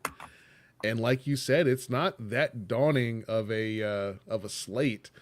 I mean, UVA is what they are. You know, looking ahead here, you know, you got FSU, and Miami is still Miami, but they've shown themselves to be beatable as well. So, you know, you could see potentially getting a win or two in that slate. But looking specifically at FSU, I think, you know, we've historically, you know, done pretty well against this opponent, regardless of what their rank or record is. So I'm kind of looking forward to this one, even though it's down there in Doak Campbell. And they played well, you know. Last time they were there, you had the big kickoff return by Tootin, and they were big favorites then. And all of a sudden, that's a dogfight for a while. I mean, you never know. And Tech's had a week off, so we'll see. They can kind of lay it all on the line right now. They're going to need a strong game from Kyron Drones. He's going to have to be able to throw the ball down the field more effectively than he has been. That's going to be massive. And we'll see. I don't know where Florida State's kids' mind is. They know they're going to lose their coach. That stuff's not a secret down there. People know. It's like the kids in Blacksburg knew. They kind of – so I don't know, man. You never know what you're going to get out of a team this late in the year whose season's gone in completely the opposite direction. Yeah, and it's hard to tell what Florida State's going to do and when they're going to do it, just because, you know, the buyout for that contract is pretty substantial. Yeah. What they're still paying on a previous buyout, if I'm not mistaken. And now you're looking, and now you're looking to, you know, probably have to spend between 12 and 15 million on a new coach, whoever you're bringing in to coach the next round of Seminoles here. So they've got some financial choices to make, because then you still have to fund NIL for that new coach to make a roster that you can be competitive with in the ACC. So there's a lot of moving parts to that. I think that's why Florida State's probably playing the waiting game. They feel like they're in a better position in terms of that job just being a desirable job. But I think that gives them some time to kind of get some of that funding lined out to make sure that they can actually pull the trigger on this. They didn't do the snap judgment that Penn State did, and 2 or 3 games don't go the way they want and they just pull the trigger. They went ahead and they're taking their time and seeing how things shake out at the end of the season. Well, and that's the other thing, too, about Penn State. What we've learned with what the players came out and said now makes a lot more sense. And I think the red flags are popping up more for me than ever before about James Franklin fitting here in Blacksburg. When the players who came in there because they got money are telling you that coach wasn't bought in, now we kind of know. Now we get a little insight as to what happened. He lost that team. Phil Omation believes that he's been on plane rides. He believes that the UCLA game, he lost that team. Something happened. And then they came back and they lost that Northwestern game, and they did not hesitate. It's going to cost $50 million, boosters. Oh, thank you. Here's the check. See ya. So And now Tech wants him to come in and be the savior. It does sound like there was some infighting between administration and the coach. Regarding who should play, who should come in, who's like all these roster decisions. So I'm very interested to see, like, had Franklin already soured on that situation before this season even kicked off? Right. But they were preseason number 3. Yeah. Right. So he just had them in the playoff. Preseason polls need to be thrown in the garbage and lit on fire. I know. They should not be anymore. The first poll should be the first time they do the playoff poll, right? Yeah, absolutely. Absolutely. Because before that, it doesn't matter. So why are we even talking about it? This is not. I know. We're not in BCS era where only 2 teams are getting in, and we kind of want to at least know where things stand throughout the process. Like, that doesn't matter anymore. Until the committee puts their stamp on it, none of that matters. But now the committee has data from all these polls that they're using in their process, which muddies the water even further in their process. Well, they beat a ranked team. That doesn't mean anything. It was September 1st. Right. 100%. Well, we'll see. And what do you guys at the Boundary Corner have lined up this week? We are rolling tonight. We're welcoming on. I think it's going to be Jesse from Plant the Spear doing a little FSU preview with us tonight. So we're gonna talk through that a little bit, and you might see one of us join their show as well this week. So look forward to that. Well, good. Yeah. Maybe you can get some insight as what's going on with their coaching search. That's right. You guys there's connective tissue there, right? Because the same guy is rumored to go to both places. You know what? We're going to have some interesting conversations tonight about that. I'm sure. That'll be fun. Well, enjoy, brother. Have a great time. Everybody tune into that. Now, you don't want to miss that. And we'll see how it all happens next week, and we'll be here to talk about it. Awesome, Rick. Appreciate the time as always. Thanks, brother. Have fun, man. Take care. You too now. All right. Ryan Seigla. Good stuff. The James Franklin Bowl. Maybe so, Wayne. Maybe so. I don't know. We'll see. Que sera. Whatever will be. The Tech's going to end up with a good football coach. I just don't spend time worrying about it. I just don't. If Bruce and Bud weren't there, then I would be worried about it. And it's not, any shots at the rest of the committee, but those are your 2 football people. Those are the people who know what a good coach looks like. They both love Virginia Tech. They're not going to just bring somebody in here on a whim or recommend somebody here on a whim. So there you go. Mike Burnop joins us coming up. We're getting an update on Tech hoops, and we're getting an update on Florida State. Anything else that Mike wants to talk about? Joining us now on the program, he's our NFL correspondent. His name is David Smith. David, how are you, man? Good morning. Man, good morning, Rick. How you doing, brother? Hey, I'm hanging in there, getting ready to head to Chapel Hill. It's going to be more like Chapel Chill. It really is. I'll tell you right now, it's feeling a lot like January and November. And Rick, I think you and I have talked about this. It's the good Lord's will, but we aren't like fans. Hey, I don't get it. Well, I think Ricky gives us an appreciation for the warmth. That's all I can rationalize it by. Because I think you're right.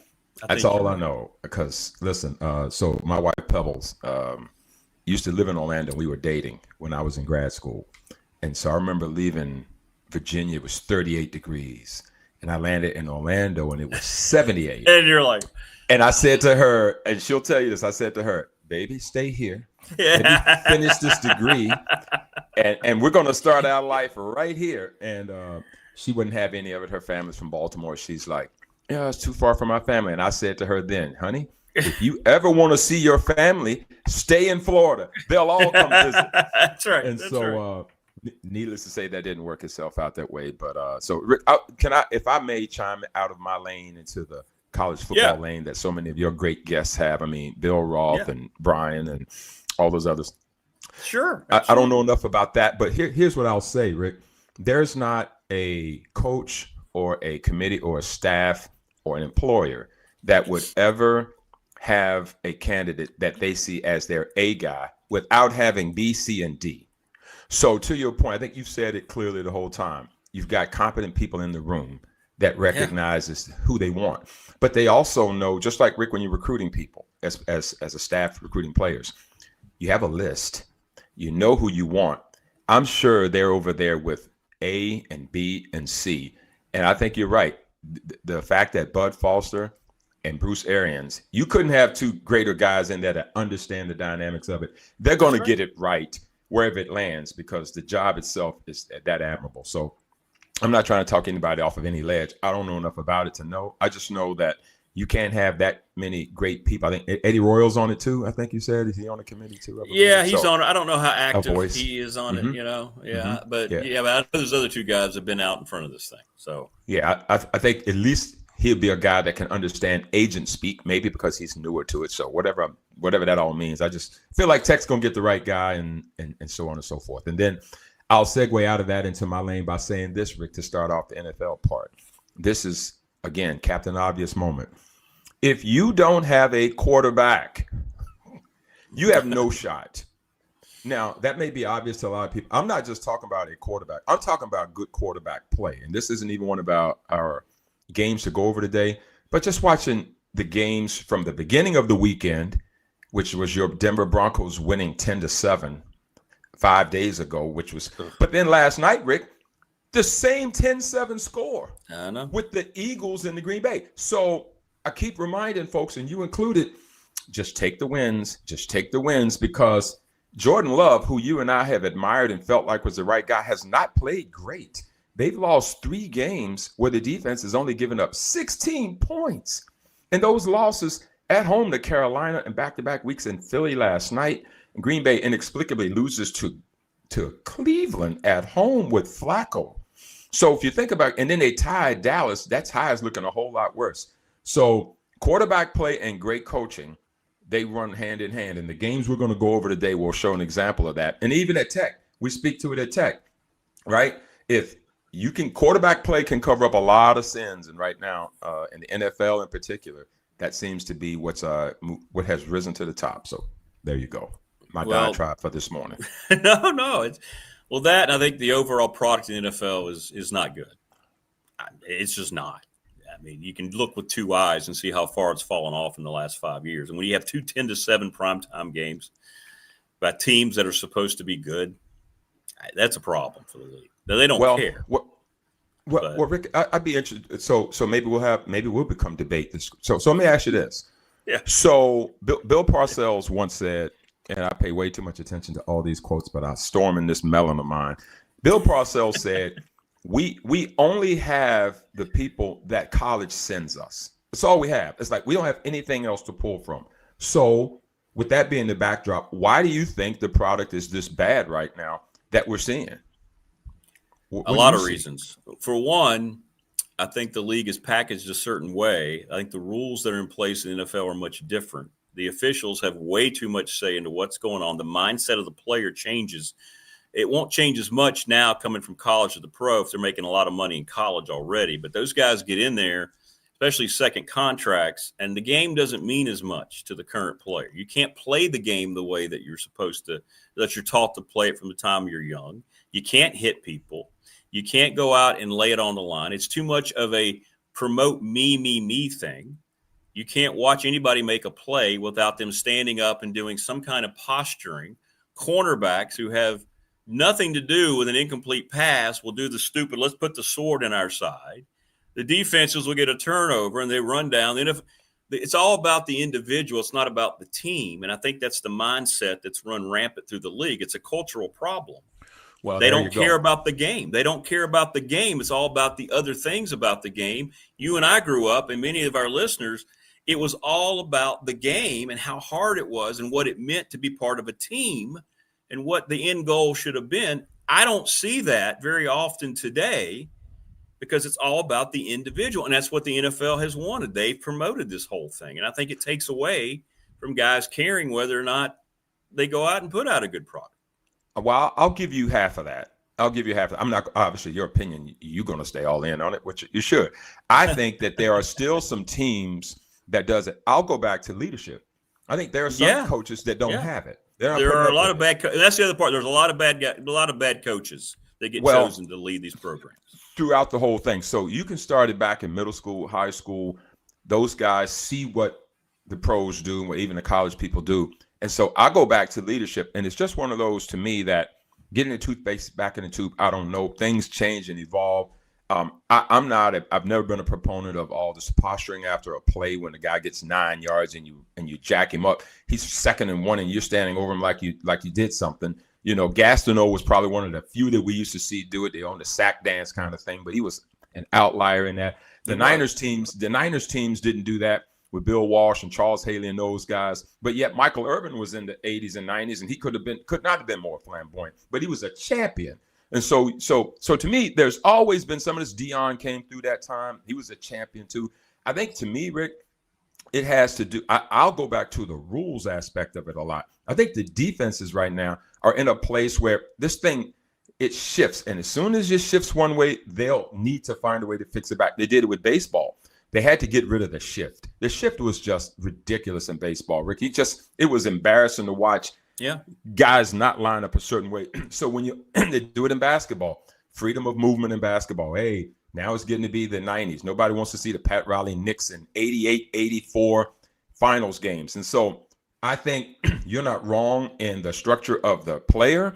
I believe that it's got to get fixed from a coaching standpoint. I know the league is trying to mandate all of the excessive celebrations and the taunting over guys. So they're trying to do some of that. But I think you're not wrong in the fact that in their ability to want to try to accentuate individual players, they've overcorrected. Now they got to try to get some of that back. Right. Because what I do believe is I think the Seattle Seahawks play football the right way. I think they do. I think Mike McDonald has done a good job with them. I don't think Sean Payton suffers fools lightly either with your Broncos. Now, they may not be artistic all the time, but he's not putting up with any crap. Sean Payton's not having it. And yet at sometimes the players are going to leak in and do certain things. So I defend football so much. I was a college basketball player, played football a lot in high school, played baseball. I'm a football fan because to me, the best players that have the hardest job to do week in and week out for 3 hours are football players.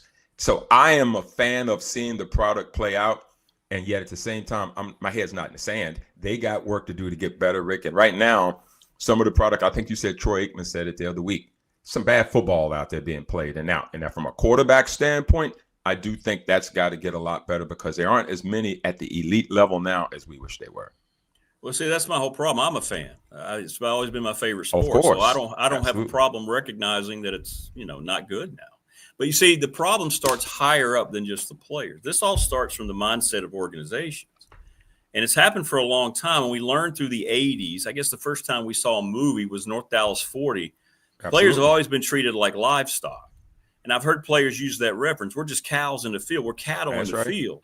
That's right. And I think ownership has pushed that message so much to where, like, for instance, Sean Payton, he won't refer to guys as their name. He'll say the player, player. Old Parcells. That's that old Parcells. It's old Parcells crap. And I don't know. Right. That's right. I think players immediately get like, I know what I am. I'm a piece of meat.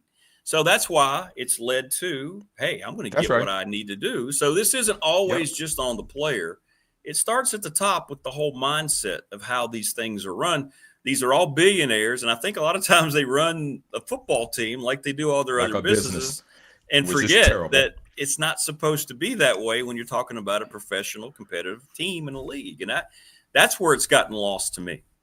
Well, there's some of that, Rick, a lot of that. In fact, and the players come in identifying that.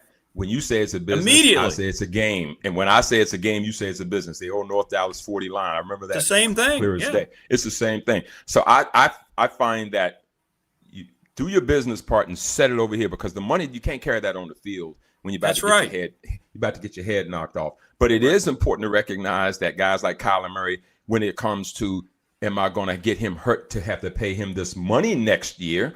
They then make decisions to say, well, maybe his foot's hurt a little. Let's put him on IR. So there's business inside of that. It's kind of always been that way. You're talking about North Dallas 40. I was in high school and I'm an old guy.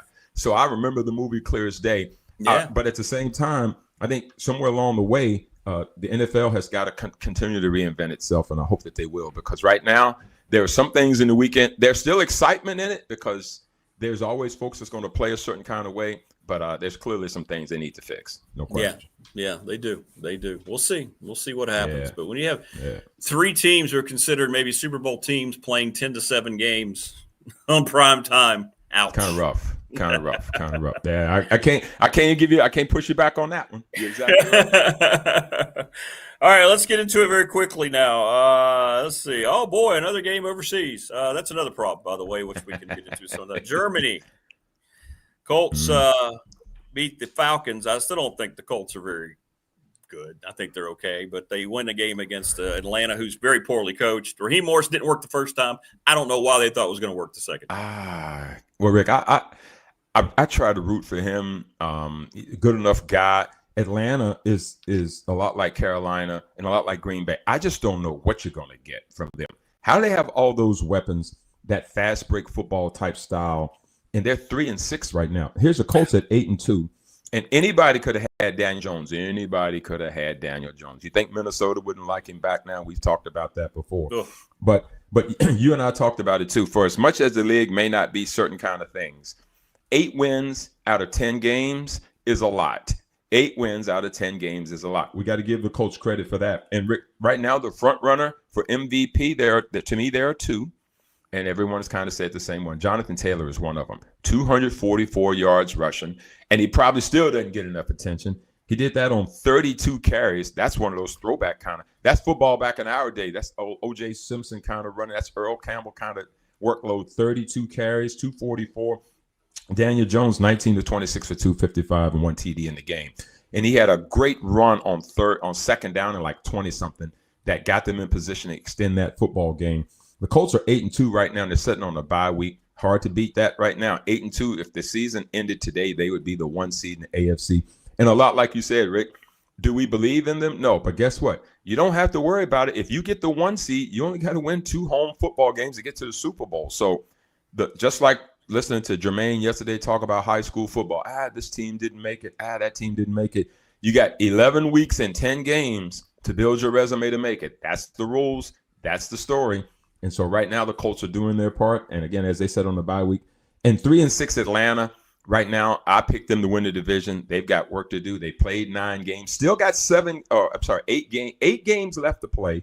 They are now going to host the 5-5 Carolina Panthers at 1:00 on Sunday, brother. Still trying to figure out why they paid Kirk Cousins and then went out and drafted his replacement and then benched Kirk Cousins. But hey, watch this, Rick. And then the whole thing. Yeah. Well, to your point, the funding that they use for that, they could now have helped their football team be better. That's right. And then when Kirk Cousins played a couple weeks ago, he looked like a guy that shouldn't be playing. So now you've got not just money spent, but wasted money spent because he's not the goods now either. So yeah, that's not good. That's not good. No. Patriots, big win. Mike Vrabel's doing a good job. It's amazing what good coaching can do. Speaking of coaching, with Drake May, because Gerard Mayo was an absolute disaster. Never should have been a head coach. And it is showing now because you have a guy who knows what he's doing, and boom, the Patriots might be the best team in the AFC. Might be the best team in the AFC. And in fact, Rick, with virtually the same players. Now they picked up some draft picks and made a few moves here and there, but the core of that team is the exact same. But what did I say to start this program? You better have a coach and you better have a quarterback. Or you better have a coach, have a quarterback play, not average. Quarterback play's got to be really, really good, or the coaching has to make up for it, or the defense has to be elite. Well, the Patriots right now is pretty clear. Go look at Tennessee right now. Tennessee Titans are 1-8. You could have had Mike Vrabel forever. He wasn't looking to go anywhere. People get tired of good. That's why I tend to defend the Steelers so much when people want to get rid of Tomlin. You and I don't. You and I go, he's probably done more with less because, Rick, when you think about Pittsburgh, what did we say earlier? What has he had at quarterback since Ben Roethlisberger retired? No. And yet, what has he done with less? He's gotten winning seasons and gotten to the playoffs most of the time. So now you've got Vrabel who comes in there. You've got Mac Jones. You got Drake May, who right now he's playing some football, buddy. He's a dude. Travion Henderson, Hopewell High School, Richmond, Virginia, Ohio State national champion. He comes in there. Now he's starting to unleash. And they're young, Rick. They've got players. They're 8-2. and they go to Tampa. Now, that's a game that it was a tough place to play, a hot day. They go down to Tampa, and they handle their business. They played like grown-ups in that game. This is an 8-2 football team. Here's one for you. They're 5-0 away from home. So this isn't just some kind of weak deal. Winning road games in the NFL, because the stadiums are still full of home teams, other than the Chargers and the Rams. Notwithstanding, and the Tampa team that was 6-2 coming into that game. And so Drake made 270 yards on 31 attempts and 16 completions. Travion Henderson, 147 yards rushing. And again, Tampa didn't give the game away. It was one where the Patriots had to go and win it. Baker Mayfield, 273 yards, 3 TDs. He's still playing really, really well as well. He's got a lot of injuries going on in terms of his receiving core. Mike Evans is out, that kind of thing. Tampa now is at 6-3, and they're in pretty good shape in that division that nobody else seems to want to win. Carolina and Atlanta and the Saints seem to be frauds. They now, though, it's getting tough for them. They got to go to Buffalo, a 6-3 Buffalo team who my Dolphins somehow handled. They do that once a year. Somebody comes to Miami. They look like there's something about once a year. Buffalo's licking their wounds. They'll play them on Sunday. Patriots, meanwhile, quick turnaround, your favorite thing, Thursday night, they get to host the Jets. The Patriots host the Jets at 8:15 on Amazon. And if you're the Patriots and you can muster up enough to win this game and be at 9-2 with that mini bye coming in, you're going to be kind of in their driver's seats along with the Colts, who's got a bye this week as they head into week number 12 after this week's games. All right. The Jags, I don't know what's going on there. That seems like that's going to be an unfixable situation between the new coach and the quarterback, who has not been what he was supposed to be. I could see him getting a new address maybe next year. Someone wants to try to work with that contract. I don't know, but seems to be a lot about that football team that keeps it from taking steps forward. And again, another fourth quarter lead loss. Talk about the quality of play, right? Teams can't protect leads in the fourth quarter. It cost Brian Daboll his job. And just happened to Jacksonville, who just can't seem to take any kind of step forward consistently. It's weird what's happened with Trevor Lawrence, in my opinion. I wrote, and again, guys, ladies, whoever's listening here, you and I don't talk about this stuff before we come on the air. We do not. No. My notes right here. When do we start saying, come on, Trevor Lawrence? When do we start saying, when are you going to be a force multiplier, to steal a phrase from experts? When things aren't going good, we need you to be the fix for it. We need you to make the play. We need you, more importantly, don't screw it up. We need you to help us get out of this situation. So this Jacksonville team coming into the game at 5-3 are winning the game 29-10 going into the fourth quarter. That game should be done. And I understand the Houston Texans has the elite defense in the NFL, but you had already put up 29 on them. So at that particular point, it's just game manageability. It's running the clock. It's getting first downs. It's keeping possessions. You're probably going to get 3 possessions in that fourth quarter, and you've got to find a way to make the most of them. So what do they promptly go out and do, Rick? They get outscored 26-0 in the fourth quarter with a scoop and score at the end that probably had bettors going crazy. The fact that he picks up a strip sack and scoops it in late. That thing went from being a one-pointer to all of a sudden it being whatever it ended up being 7, if you will. And so outscored 26-0 in the fourth quarter. And this was Davis Mills. Let's not forget, this was not just starting quarterback. But once again, the theme of the day, Rick, quarterback play is not just necessary, it's vital for anybody in this NFL to have their head over water. Davis Mills, 292 yards, 292 on 45 attempts. That's a backup quarterback. But Rick, money well spent is by having yourself really good quarterbacks too, because most quarterbacks are going to get dinged. They're not going to stay in there forever. And Houston has had Davis Mills. He's been a competent backup for a while. And so they ran the ball for 130 yards. Meanwhile, Travis Etienne, 58 yards rushing in the football game. I can't figure out Jacksonville. Again, there's a lot of I can't figure out what's going on in the NFL. Jacksonville's one of them. It's not going to get any easier for them. They now will host the 7-3 Chargers, and all Jim Harbaugh does is does what he does. They're 7-3. The Texans are at the 1-8 Titans. Now for Houston, they're 4-5, and they're on the come up, a lot like Baltimore now. They're gaining themselves some momentum. Don't go to Tennessee and slip. It's a 1-8 Titans team. But you and I know in the NFL, every week, somebody slips up that you don't expect to. And if you're Houston, you want to continue that momentum and not slip up when you go to Nashville next week. Well, you mentioned that about bettors. That's one thing we didn't talk about with the demise. The NFL, in my opinion, is going to be pretty much revealed soon, just like the NBA and baseball has. We're going to have a major scandal in the NFL. It's going to happen. Rick, and I think that's also affecting things too. Yeah. I think that when I read, Pebbles and I were sitting together last night, and I read for her what was happening in baseball.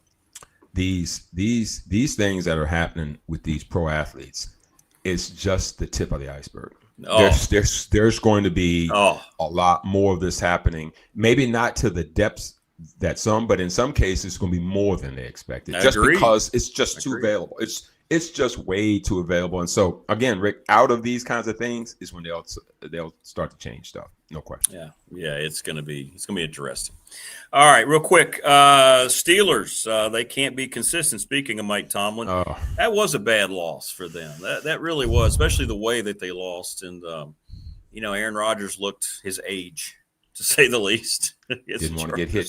Rick, he didn't want to get hit, did he? I mean, there's you hear coaches talk about old players, and they're just trying to get out of it. I remember Brady, who's the best that's ever done it. Even at the end, you could see when that rush started to get to him, bro, I'm going down. I'm not taking it because you can't recover from that. But Aaron Rodgers looks absolutely gun-shy. Like, he's just like, I don't even want to be in it. You play football like I did, Rick. There were guys that you played when they ran up to do the hit, they would kind of turn and not want to really deal with it. And Aaron Rodgers, everything he does is off his back foot. Everything he does has got to be 1-2, throw it. And right now, he's not helping the team. Mike Tomlin signed up for an Aaron Rodgers that wasn't going to do that, because their strategy this year, Rick, had to be defense is going to help us do certain things as long as it's complementary. We didn't need Aaron Rodgers to come in and be 400 yards a game, but we certainly needed him to come in and not have 6 or 7 consecutive 3-and-outs. The defense is old. It's an old defense. And so this is what's got me concerned about the football team is this is 10 points from a Pittsburgh team, gave up 25 against the Chargers, and the Chargers at home could probably going to get 25 points.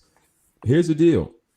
Right now, they are looking in the mirror, and here come the Ravens. Joe Burrow is back on the field. So those Bengals teams that have been doing great on offense is now going to be even more elite. That's going to inspire all of them. And Cleveland, as bad as they are, has a good defense. And so if you're Pittsburgh, you know it's about to get late real quick. And so the Chargers, meanwhile, Rick, look at what we know. They are who we thought they were. Isn't that what Denny Green said once upon a time? The Chargers are 7-3 because Jim Harbaugh is their coach. Everywhere he goes, football teams get better. Same players, the core of them, a lot like Vrabel. They are right there at 7-3. Justin Herbert, 220 yards. Harbaugh specifically wanted to go coach Justin Herbert.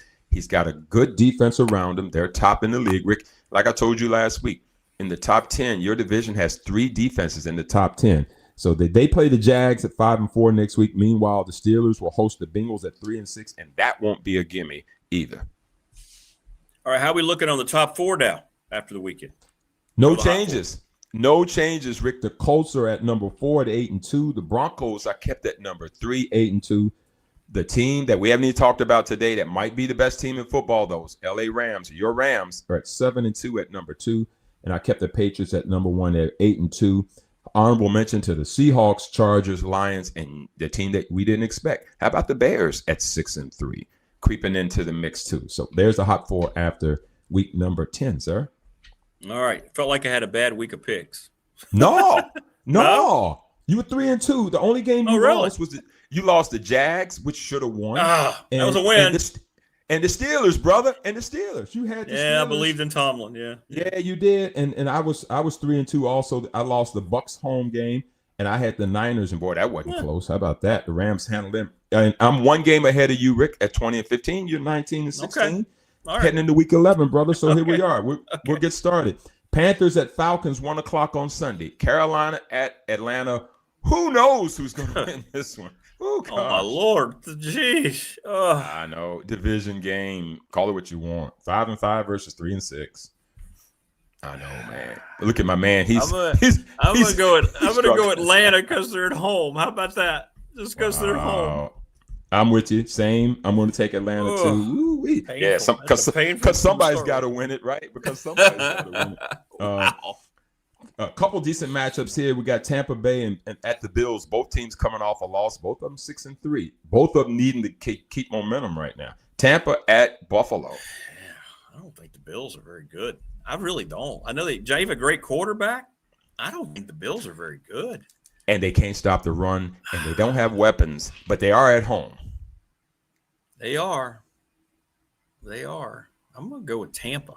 Same. I did the same. I agree with you. I'm just now. Everybody. By the way, David and I intentionally leave the Dolphins and Broncos games out of our games. I know the Broncos are playing the Chiefs, and that should probably be, one of those games. But we don't put ourselves in that situation. That's why we don't. Well, it's just too hard. Because I'm too crazily biased, and I know Rick is too. Like one way or the other. Sometimes I go totally against my guys. Well, yeah, we're going to lose. The Chiefs are going to pound us in the sand. I'm just going to tell you, everybody's acting like the Chiefs are going to win that game as bad as they want to on Sunday. You believe that? Mark my words. Oh, yeah.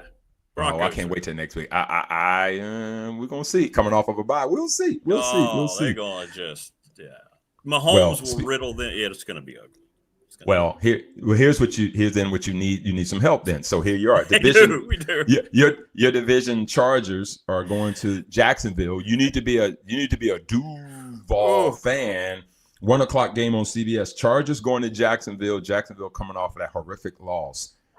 And you need help. So I'm tugging at your heartstrings here, brother. Who you like? I know. I don't know. I'm going to go with Harbaugh because he's a better coach than that maniac they have in Jacksonville. I'm going with the Chargers too. I just think that you think about your division. You can mess around, and if you guys can beat the Chiefs, Rick, you'll separate from them. I know. It's all there for them, but they don't win games like that. Well, we're going, and if the Chiefs lose that game, Rick, I don't know if they make the playoffs because I don't know if there's another seat at the table. Because if the Chargers win and you all win, that'd be 9-2 for you all. They'll be like 5-5. So anyway, True. Seahawks and Rams probably the best game of the weekend. The Seahawks aren't getting enough love. They are absolutely great. They're going to the Rams. I have no idea who's going to win this game. It could be anybody. Seahawks defense is great. Rams, Matthew Stafford, MVP candidate play. I know. Mm-hmm. Wow. I'm going to stick with the Rams. I'm on the Rams bandwagon. But I do like the new coaching staff's turned Seattle around quickly, and they found their guy, man. Sam Darnold. You talk about a guy that was just sitting there in Minnesota, killing it. Nah, we're going to draft McCarthy. Same thing Atlanta did, but Atlanta might work out in the long run. But didn't work out for Minnesota, and that's a good team. You're right. That's going to be a good game. I'm going to take Seattle because their road win. They win so good on the road. I think they won like 9 or 10 straight. And doesn't bother. That LA and that stadium in LA is anybody who wants to take it. Pittsburgh absolutely took that stadium over. Now, you're right. So, but the Rams don't care where they play. They've had only 2 losses this year, and they've been competitive in both. They look like a champion with a grown-up at quarterback. Again, great quarterback, great coach. They're 7-2, and they're trending. They are trending. So that'll be a great one. That's a 4:00 game Sunday. And then the all of a sudden resurgent Detroit Lions. The Lions, with Dan Campbell now calling plays, put up a 44-piece on the woebegone Commanders. They're just so beat up right now. On Sunday, they go play Philly, who squeaked out the 10-7 win last night. That's a Sunday night game. Boy, some good games Sunday. That's Lions at Eagles. Sunday night in Philly. Here we go. I'm going to go 0 for 5 this week. I want to go Detroit. I want to go Detroit on the road. I'm going to lose all 5 this week. You believe it? You going to take Detroit? I'm going to go Detroit. I'm going to go Detroit on the road. I am the biggest Dan Campbell fan in the world. He could coach for me all day long, every day. I just think Philly at home is going to squeak that one out on Sunday night, even though they haven't shown a whole lot of firepower on offense either. So their defense better come to play because Detroit's going to get 30.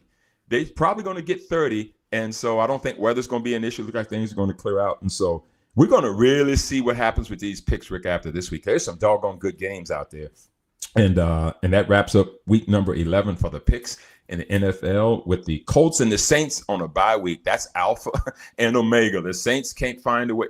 Listen, at least with the Saints, we knew they weren't going to be good this year, and they've lived up to it. And so the Colts, we didn't expect this, but sitting at 8-2, they're on a bye week as they return from Germany, and they're atop the AFC as we wrap up week number 11, brother. Well, and the way I look at it too, so I'll be on the road all weekend with Radford in White Sulphur Springs. So playing up at Greenbrier. So I'll miss all games Sunday anyway. And that's probably a good thing. Usually when that happens, when fate takes care of that, that usually tells me the Broncos are going to go ahead and it's going to do you. It's going to work for you. I don't have to watch it. Yeah.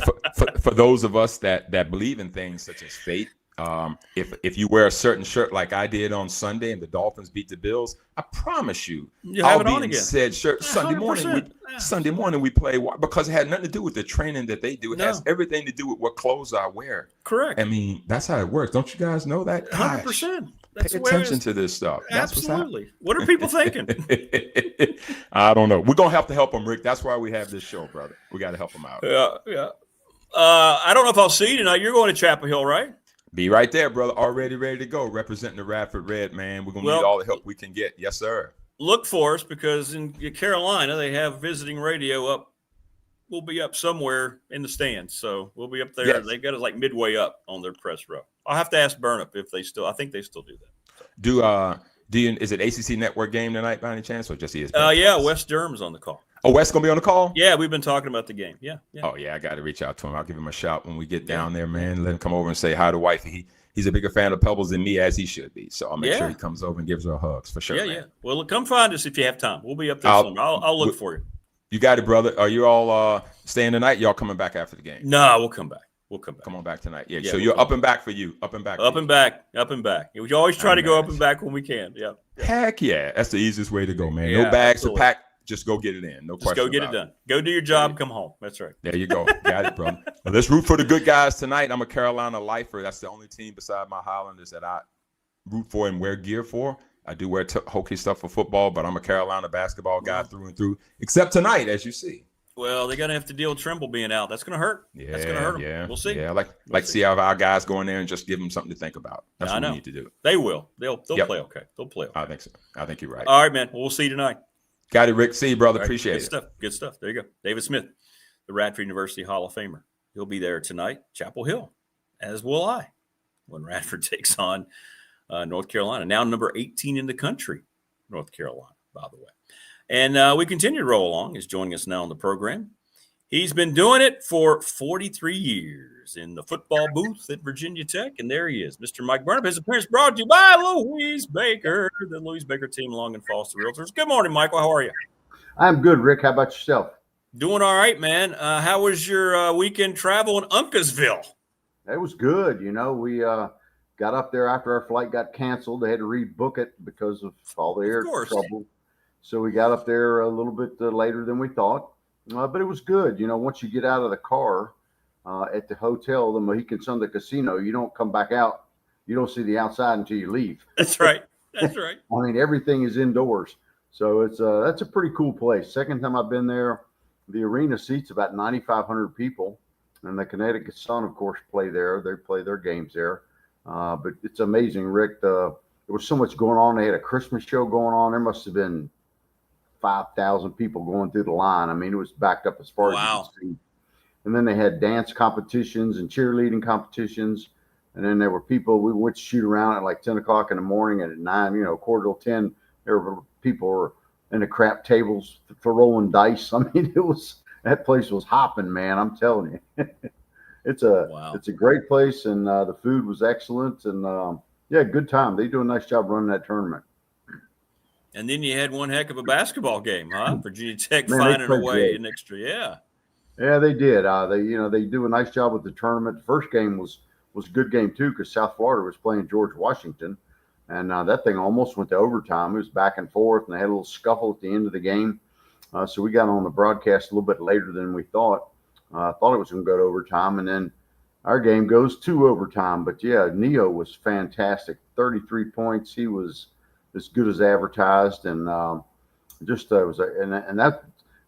say it's a neutral site, but that was a home game for Providence. They had their band there, their cheerleaders there. They had the whole crowd there, except on a few little maroon and orange spots of Hokies. That was about it. But yeah, that was a good win. That's a good team. I think they'll probably do better than picked fourth in the Big East. I think they might do better than that. Those two guards they got are really, really good. One of them played at Vanderbilt last year and lit up the Hokies for 16 or 17 points in that SEC Challenge game. and he had, I think, 28 in the game the other day. So yeah, they're good. They're a good team and a lot of good parts. But Neo was great, and Hansberry in the second half had 16 and 6 in the second half, I think. And yeah, they got a lot of pieces to the puzzle here. And Mike Young, I know, has got to be happy with those guys for sure. You know, Mike, last Wednesday, Coach Young jumped on the show, and, it was interesting the answer that he had. He circled this game because he said, I know it's the second game, but we're not trying to just improve. We know that this is the kind of game that come late in the year in March when they're making those at-large picks, they may look back as far as game number 2. So he was looking at this as a really, really big game for his squad. What kind of things did he say afterwards after they were able to get that dub? Well, he was pleased with the effort, the way they hung in there and didn't give up. And, that thing went back and forth. They had 14 lead changes in that game, and I think it was tied 18 times. So it was a back and forth game, and the guys never wavered. There were some tough calls there at the end of the game. Tyler Johnson got called for a flagrant foul. They got 2 free throws, and then they made a 3. You talk about a turnaround now. But then right the next play down the court, Jalen Bedford comes down and hits a big 3 himself. I think he ended up with like 18 points. He was really, really good. So it's just the back and forth, the way they hung in there and didn't give up in overtime. They made 8 of 10 shots in overtime, Rick. Got off to a good start. Providence had to call timeout, and they just never looked back in there and just really got the job done in overtime. But Neo was the star of the game. I mean, he's like the Greek god of scoring. I mean, that dude was on. He was on his game, making threes and layups and blocking shots and assisting, and he was really, really good. Mike Burnop joining us on the program. Of course, each and every week his appearance brought to you by Louise Baker, the Louise Baker team, Long and Foster Realtors, 540-320-0382, nrvhomes.com. We love Louise. She is Miss Community. Saw her down at the Radford game on Friday night. She goes to every Tech game. I mean, one of the most genuine people, Mike, I've ever known that I've dealt with in any kind of business association. Now she's family. It's crazy. She's that good. Absolutely. She is. She's the best, and she'll take care of you. Got any kind of needs in the housing business, and I'm glad to see the government shutdown might be over, so that'll help things get moving along a little bit. And she knows everything about the whole industry, the inventory that they have, and well, you couldn't ask for a better person to be representing you. Or she's awesome. Love Louise. She's a great Hokie fan, great Islander fan. She's just one of the best. She is. Thank you, Louise. All right, well, let's get into football this week. Tech coming off a bye week. All of a sudden, the trip to Tallahassee doesn't look nearly as daunting as maybe it did early in the year, huh? So go down there, lay it on the line. Tech played pretty well there the last time they were there, at least for much of the football game. Bashal Tootin had the big kickoff return. And what do you think Saturday night? Well, you never know. This ACC is just crazy, right? When you look and see what happened last weekend when Wake goes and beats UVA in Charlottesville and Louisville loses to California at home. I mean, this league is just wide open crazy. Any given day, anybody can win.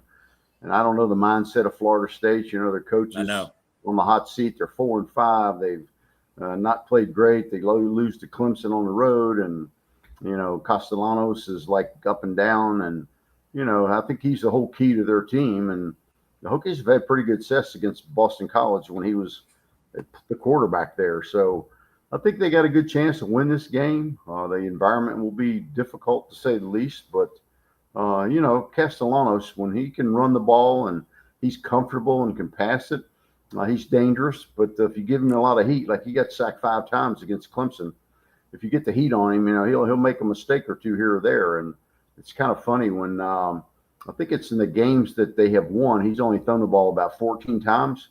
But the games that they have lost, he's thrown the ball over 30 times. So that'll be a real key, too, to see if they can get their running game going. The Hokies might be in a little bit of trouble. But if they make him pass, I think they got a great chance to win this game. But the key is for Virginia Tech, Drones has got to play a little bit better. He's got to be able to throw the ball a little bit better.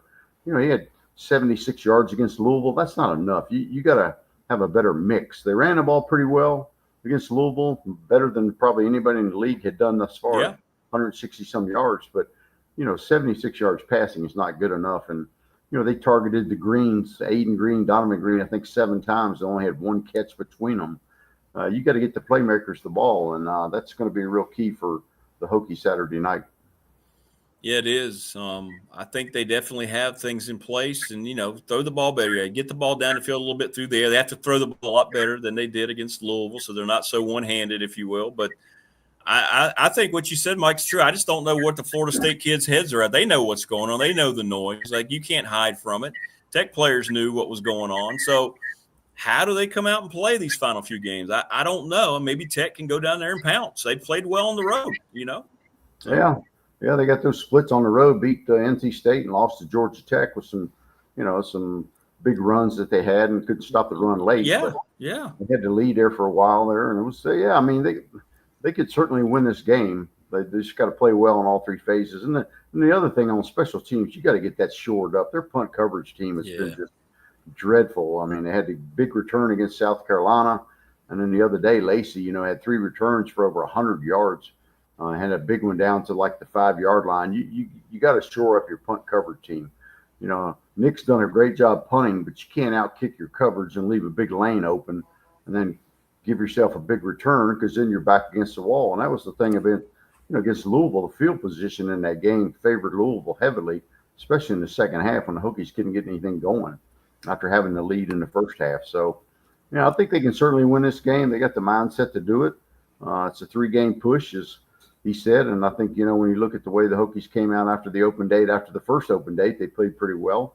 I think they'll go down there with a lot of energy and be fresh and give it their best shot. Yeah, I think so. And you mentioned the league. I mean, it wasn't a great weekend in terms of like trying to make a national impression, and then Connecticut beating Duke. And I don't know who the best team is, Mike. UVA, they've been playing so well. And then they've been barely winning games. It finally ran out. Wake gets blown out by Florida State. They go to Charlottesville. I mean, Georgia Tech loses the week. You're right. I don't know who the best team is in the league. I really don't. I don't either. Kind of scary to think, but yeah, UVA had been living, by the skin, right? I mean, they had 3 overtime games and they got a safety to win another one, and then they lose their quarterback, and Wake Forest gets a big punt return before the half and changed the complexion of the game a little bit, I think, and they end up losing that game in front of a big crowd. So, and they got Duke next, and Duke's, they're going to come out with their hair on fire after losing that game, although it was a non-conference game. But yeah, it's still, they get beat. But suppose Duke goes in there and ends up in the championship game and wins it, and they're not ranked. I know. You don't get an automatic bid. I mean, can you imagine that for the ACC? I mean, that would be pretty incredible. And Pitt's playing extremely well. There's another team that nobody really talks about. Pat Nardue, he does a great job. I mean, we don't talk about him enough, but that team's been very consistent at least. So maybe they end up being the team. Who knows? Well, that game this weekend will be huge, right? When they play up there, and it's going to be cold, obviously, and that should be fun to watch.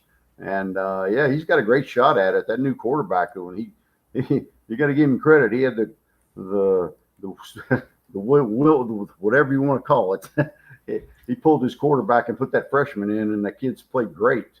And they've been on a roll. So, don't count Pitt out for sure. No. They got a good chance. I kind of liked his answer yesterday, too. They were saying, is this a must-win? And he goes, it's not a conference game, is it?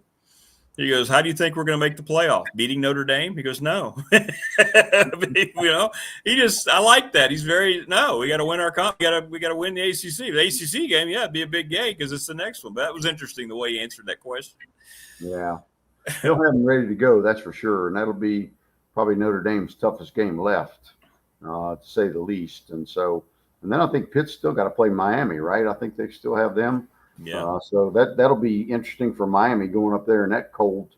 It's happened before where Pitt kind of knocked them out a couple of years back. So, it's going to be fun to watch these last couple of weeks. And Miami will be interesting to watch how they finish after Beck kind of threw everybody under the bus but himself, his coaches, his team. I'm telling you, man, there's things that happen like that when you're the highest paid player on that team, maybe in the league, heck, maybe even college football, and you're coming out and you're saying that and not taking any accountability. That can affect the clubhouse, can it? Huge. Oh, absolutely it can, yeah. And that's it's going to be interesting to see how they rebound and how they come up here and play the Hokies next week. That should be a whale of a game too, especially if the weather's bad. I know. They waited on that the kickoff time, put that 6-day hold on it. But a lot of people like me with YouTube TV, hadn't been able to watch any ESPN That's games. right. ABC, That's right. Me too. Network. Me too. That's right. I mean, like, come on, get the thing fixed, dudes. It's crazy. Yeah, yeah. $1 trillion Google battling multi-billion-dollar Disney over, whatever it might be. It's bizarre. It's bizarre. Yeah. But when are you traveling for hoops? Yeah, I know. When are you traveling for hoops again? What you got basketball-wise coming up? We got tomorrow night. We got St. Joseph's, the Hawks. So they'll be good. The Hokies got whacked up there last year when they went and played on their campus. It was, I think, the Palestra. And they got waxed pretty good. And I don't know how good their team is this year. I don't know who's back. Everybody's team is different with the transfer portal these days with new starters and all that sort of stuff. So not sure how good they'll be, but that's an old Atlantic 10 rival, and that'll be a good test for the Hokies. And I love their mascot. They got that hawk there, and he flaps those wings, and he never quits the whole game. Got a flap, yeah. Yep. The only time he can do one arm is at halftime.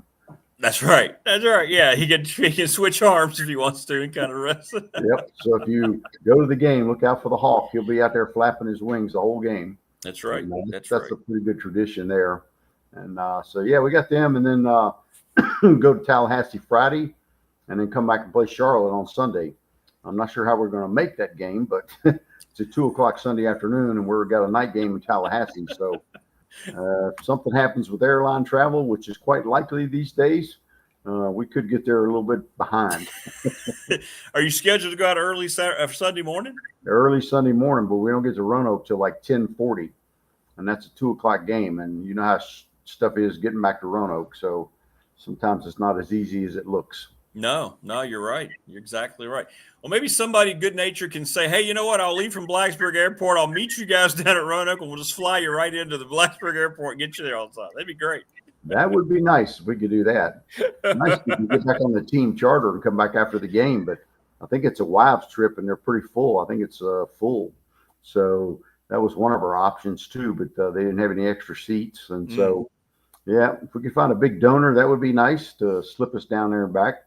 If not, we're at the mercy of the airlines. That's never a good position. Not these days.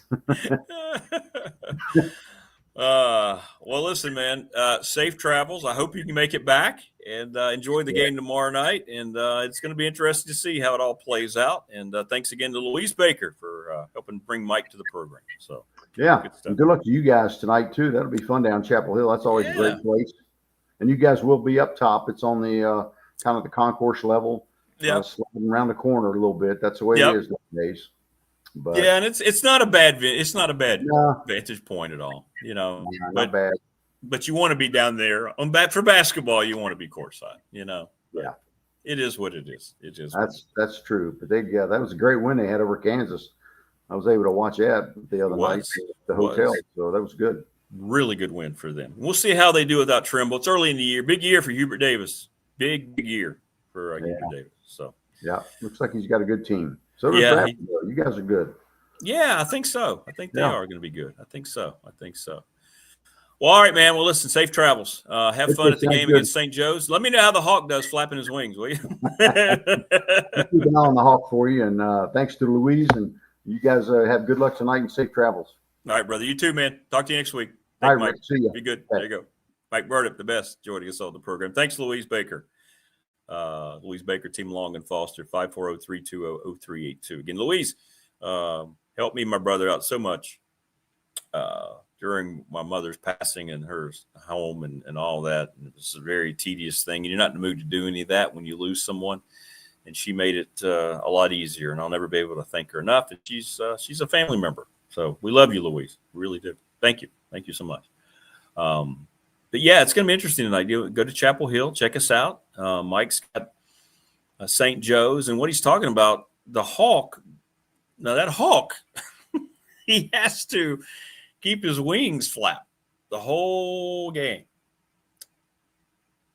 And if he doesn't, he loses his job. When I was doing Tech Women's basketball, as Mike mentioned, they used to be a conference foe there in the A10.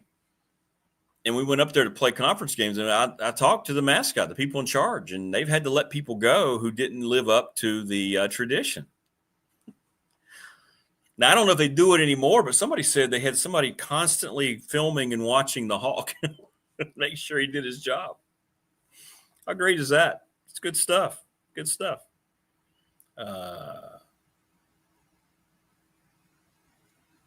It's cool. It's very, very cool.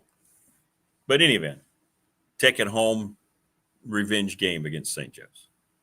I think Tech's going to have a really good year. It feels like Nito is going to get better.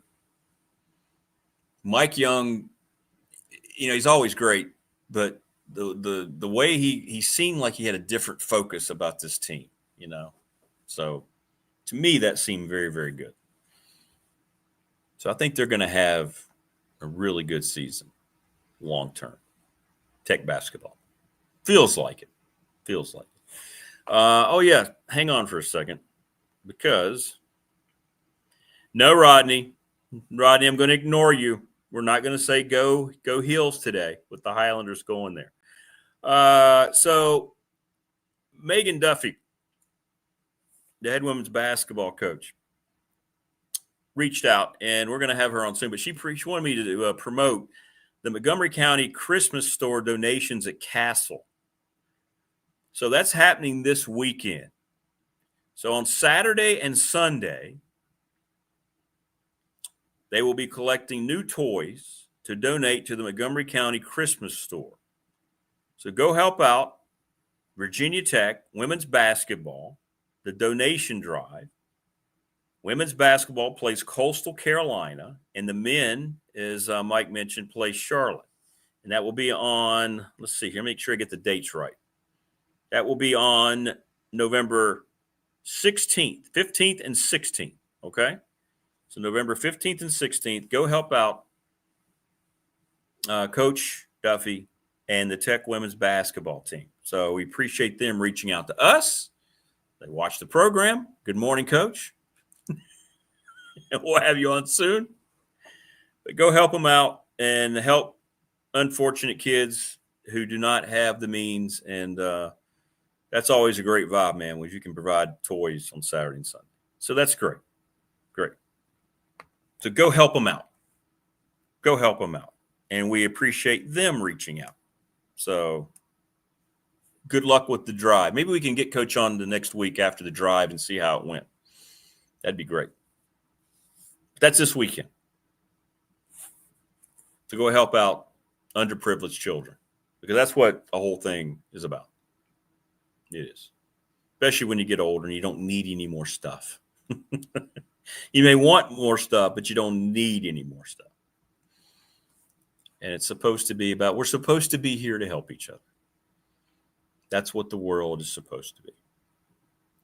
Which is why we today have been honoring and will continue to honor the most important group of Americans that we have as we say Happy Veterans Day to all those who have served and continue to serve. Thank you so much. Without you, who knows? Well, I know it wouldn't be good. May not even have a United States without you. So if you know a veteran, reach out to them. If you see one, a lot of times they'll wear something from their uniform on Veterans Day, and just thank them. They deserve it first and foremost, and they will appreciate it. And as Marva so eloquently said, there's been a lot of times that our veterans have been mistreated for whatever idiotic reasoning behind that. It's happened. So, BDST t-shirts, they're great. We've been showing them off because Top Shelf Apparel, Brandon did a great job. There's the back. Now they smell good too. They got that new t-shirt smell.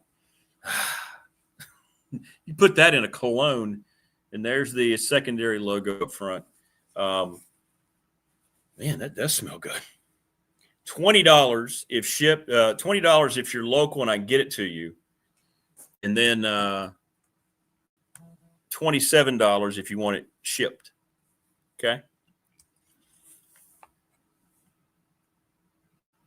$27 if you want it shipped. But we honor those folks today. The Ready, Set, Fun Reach out to Bob Christ if you want to raise money for your high school team, whatever it might be. ReadySetFund.com. Look them up. Check it out. They've got your text message programming ready to go, man, and it works. It works. Travis Williams, Professional Door Incorporated, residential commercial garage doors, family owned and operated, 38 years in business, and now they need employees. You can call them up. You can make an appointment. He says, you know what? Walk-ins are fine. He's in the office. He wants to train you. It's great stuff. Great, great stuff. No, it's not $30 for a signed shirt, Paul. I don't think anybody's ever going to want my signature on a shirt, but no, if you do, I'll sign it. But I don't think anybody's going to request that. National Bank member FDIC, the exclusive banking partner of BDST here on YouTube. Thanks to Larry Ramsey. I've been with them for 35 years. They are the best, the absolute best. Go get your next vehicle at Harvey's GM in Radford. Go see Brad Harvey and get your car serviced there. They have a great service department. Neil and Michelle are unbelievable. NRB Super Bowl. They've been serving the community for over 25 years, 382-5525. Lawson's Mobile Home Supply, located at 300 North Franklin Street in Christiansburg. Give them a call, 540-381-8011. They have manufactured home parts for your windows, doors, you name it. They're great. They're great. So go by and see them. Thanks to the Montgomery County Chamber of Commerce for all of their support. It's great to be part of that. Montgomery County Chiropractic, Mark Hunley. If you need your back cracked, whatever you might need, go see them. Signed shirt by Selma. Yeah, that might cost a little more. Yeah, I'll work on that. Hey, Carrie. Good to see you again in here. But go see Mark, and I talked to him yesterday, and we're going to do that, by the way. We're going to do the whole filming of me over there, listening to my back crack. Family Fencing Studios. Thanks to Family Fencing. Thanks to Jason Green and Company. 540-200-8294 for a free quote. FamilyFencingNRV.com. And you see all the different logos, and we're brought to you each and every day by Pulaski County Sports and Entertainment. Experience Pulaski County. They're going to be opening up the racetrack again. Two great logos right there. Two of the best right there. Love it. There's Travis Williams, Professional Door. Great stuff from them. National Bank. There's their logo. Boom. They are terrific, as always. Family Fencing. I love what they did with their logo. Look at this thing. I think Jason designed that. Look at that. That looks pretty good. Somebody said it looks like I'm the guy from, is it Pinhead? Not sure. When that's over my face. But thanks to all of our sponsors. I wouldn't be able to do it without you. Literally, figuratively, and obviously. Thank you. RoboCop, that's what it was. Thank you, Rodney. Safe travel to Blue Heaven. Well, tonight it's going to be red and navy blue heaven. Highlanders are, let's see here. It just came out. Oh, I got to use that. But you know, Wayne, she's using an alternate shirt. That'll be on tomorrow's show, Wayne, if I can figure it out. That's great. That's great. He sent me a picture of Wayne. Of Selma. Wayne sent me a picture of Selma wearing a BDST shirt. Good stuff. I saw that. 21-point underdogs for the Highlanders tonight. 21-point dogs. We're going to cover that. That's happening. And thanks again to Louise Baker for sponsoring Mike Burnop. Tomorrow, I'll be weary. I'll be road weary, but I'll be here tomorrow. Keon Brown will join us. I'm hoping to get Teal. He was traveling last week and couldn't join us. Damian Sordelet, and we'll see what else happens on Wednesday. I just got to get back in town first and foremost. Late night. Check us out, Radford Sports Radio Network. You can watch it as well. West Durham, who's always good, will have it on the ACC network. Radford and North Carolina tonight. All right. Enjoy the rest of your day. We got women's hoops at Radford at 11, by the way. Stop on by the Dedmond Center. We got the Education Day game. It's going to be a lot of kids in there screaming their heads off. We'll see you tomorrow, everybody. God willing, we get back safely, and we'll talk to you on the Hump Day edition. Thank you again. Happy Veterans Day to all of you. Sincerely, we're thinking about you all the time, not just today, but especially today. You deserve the honor all across this country. We will see you on Wednesday.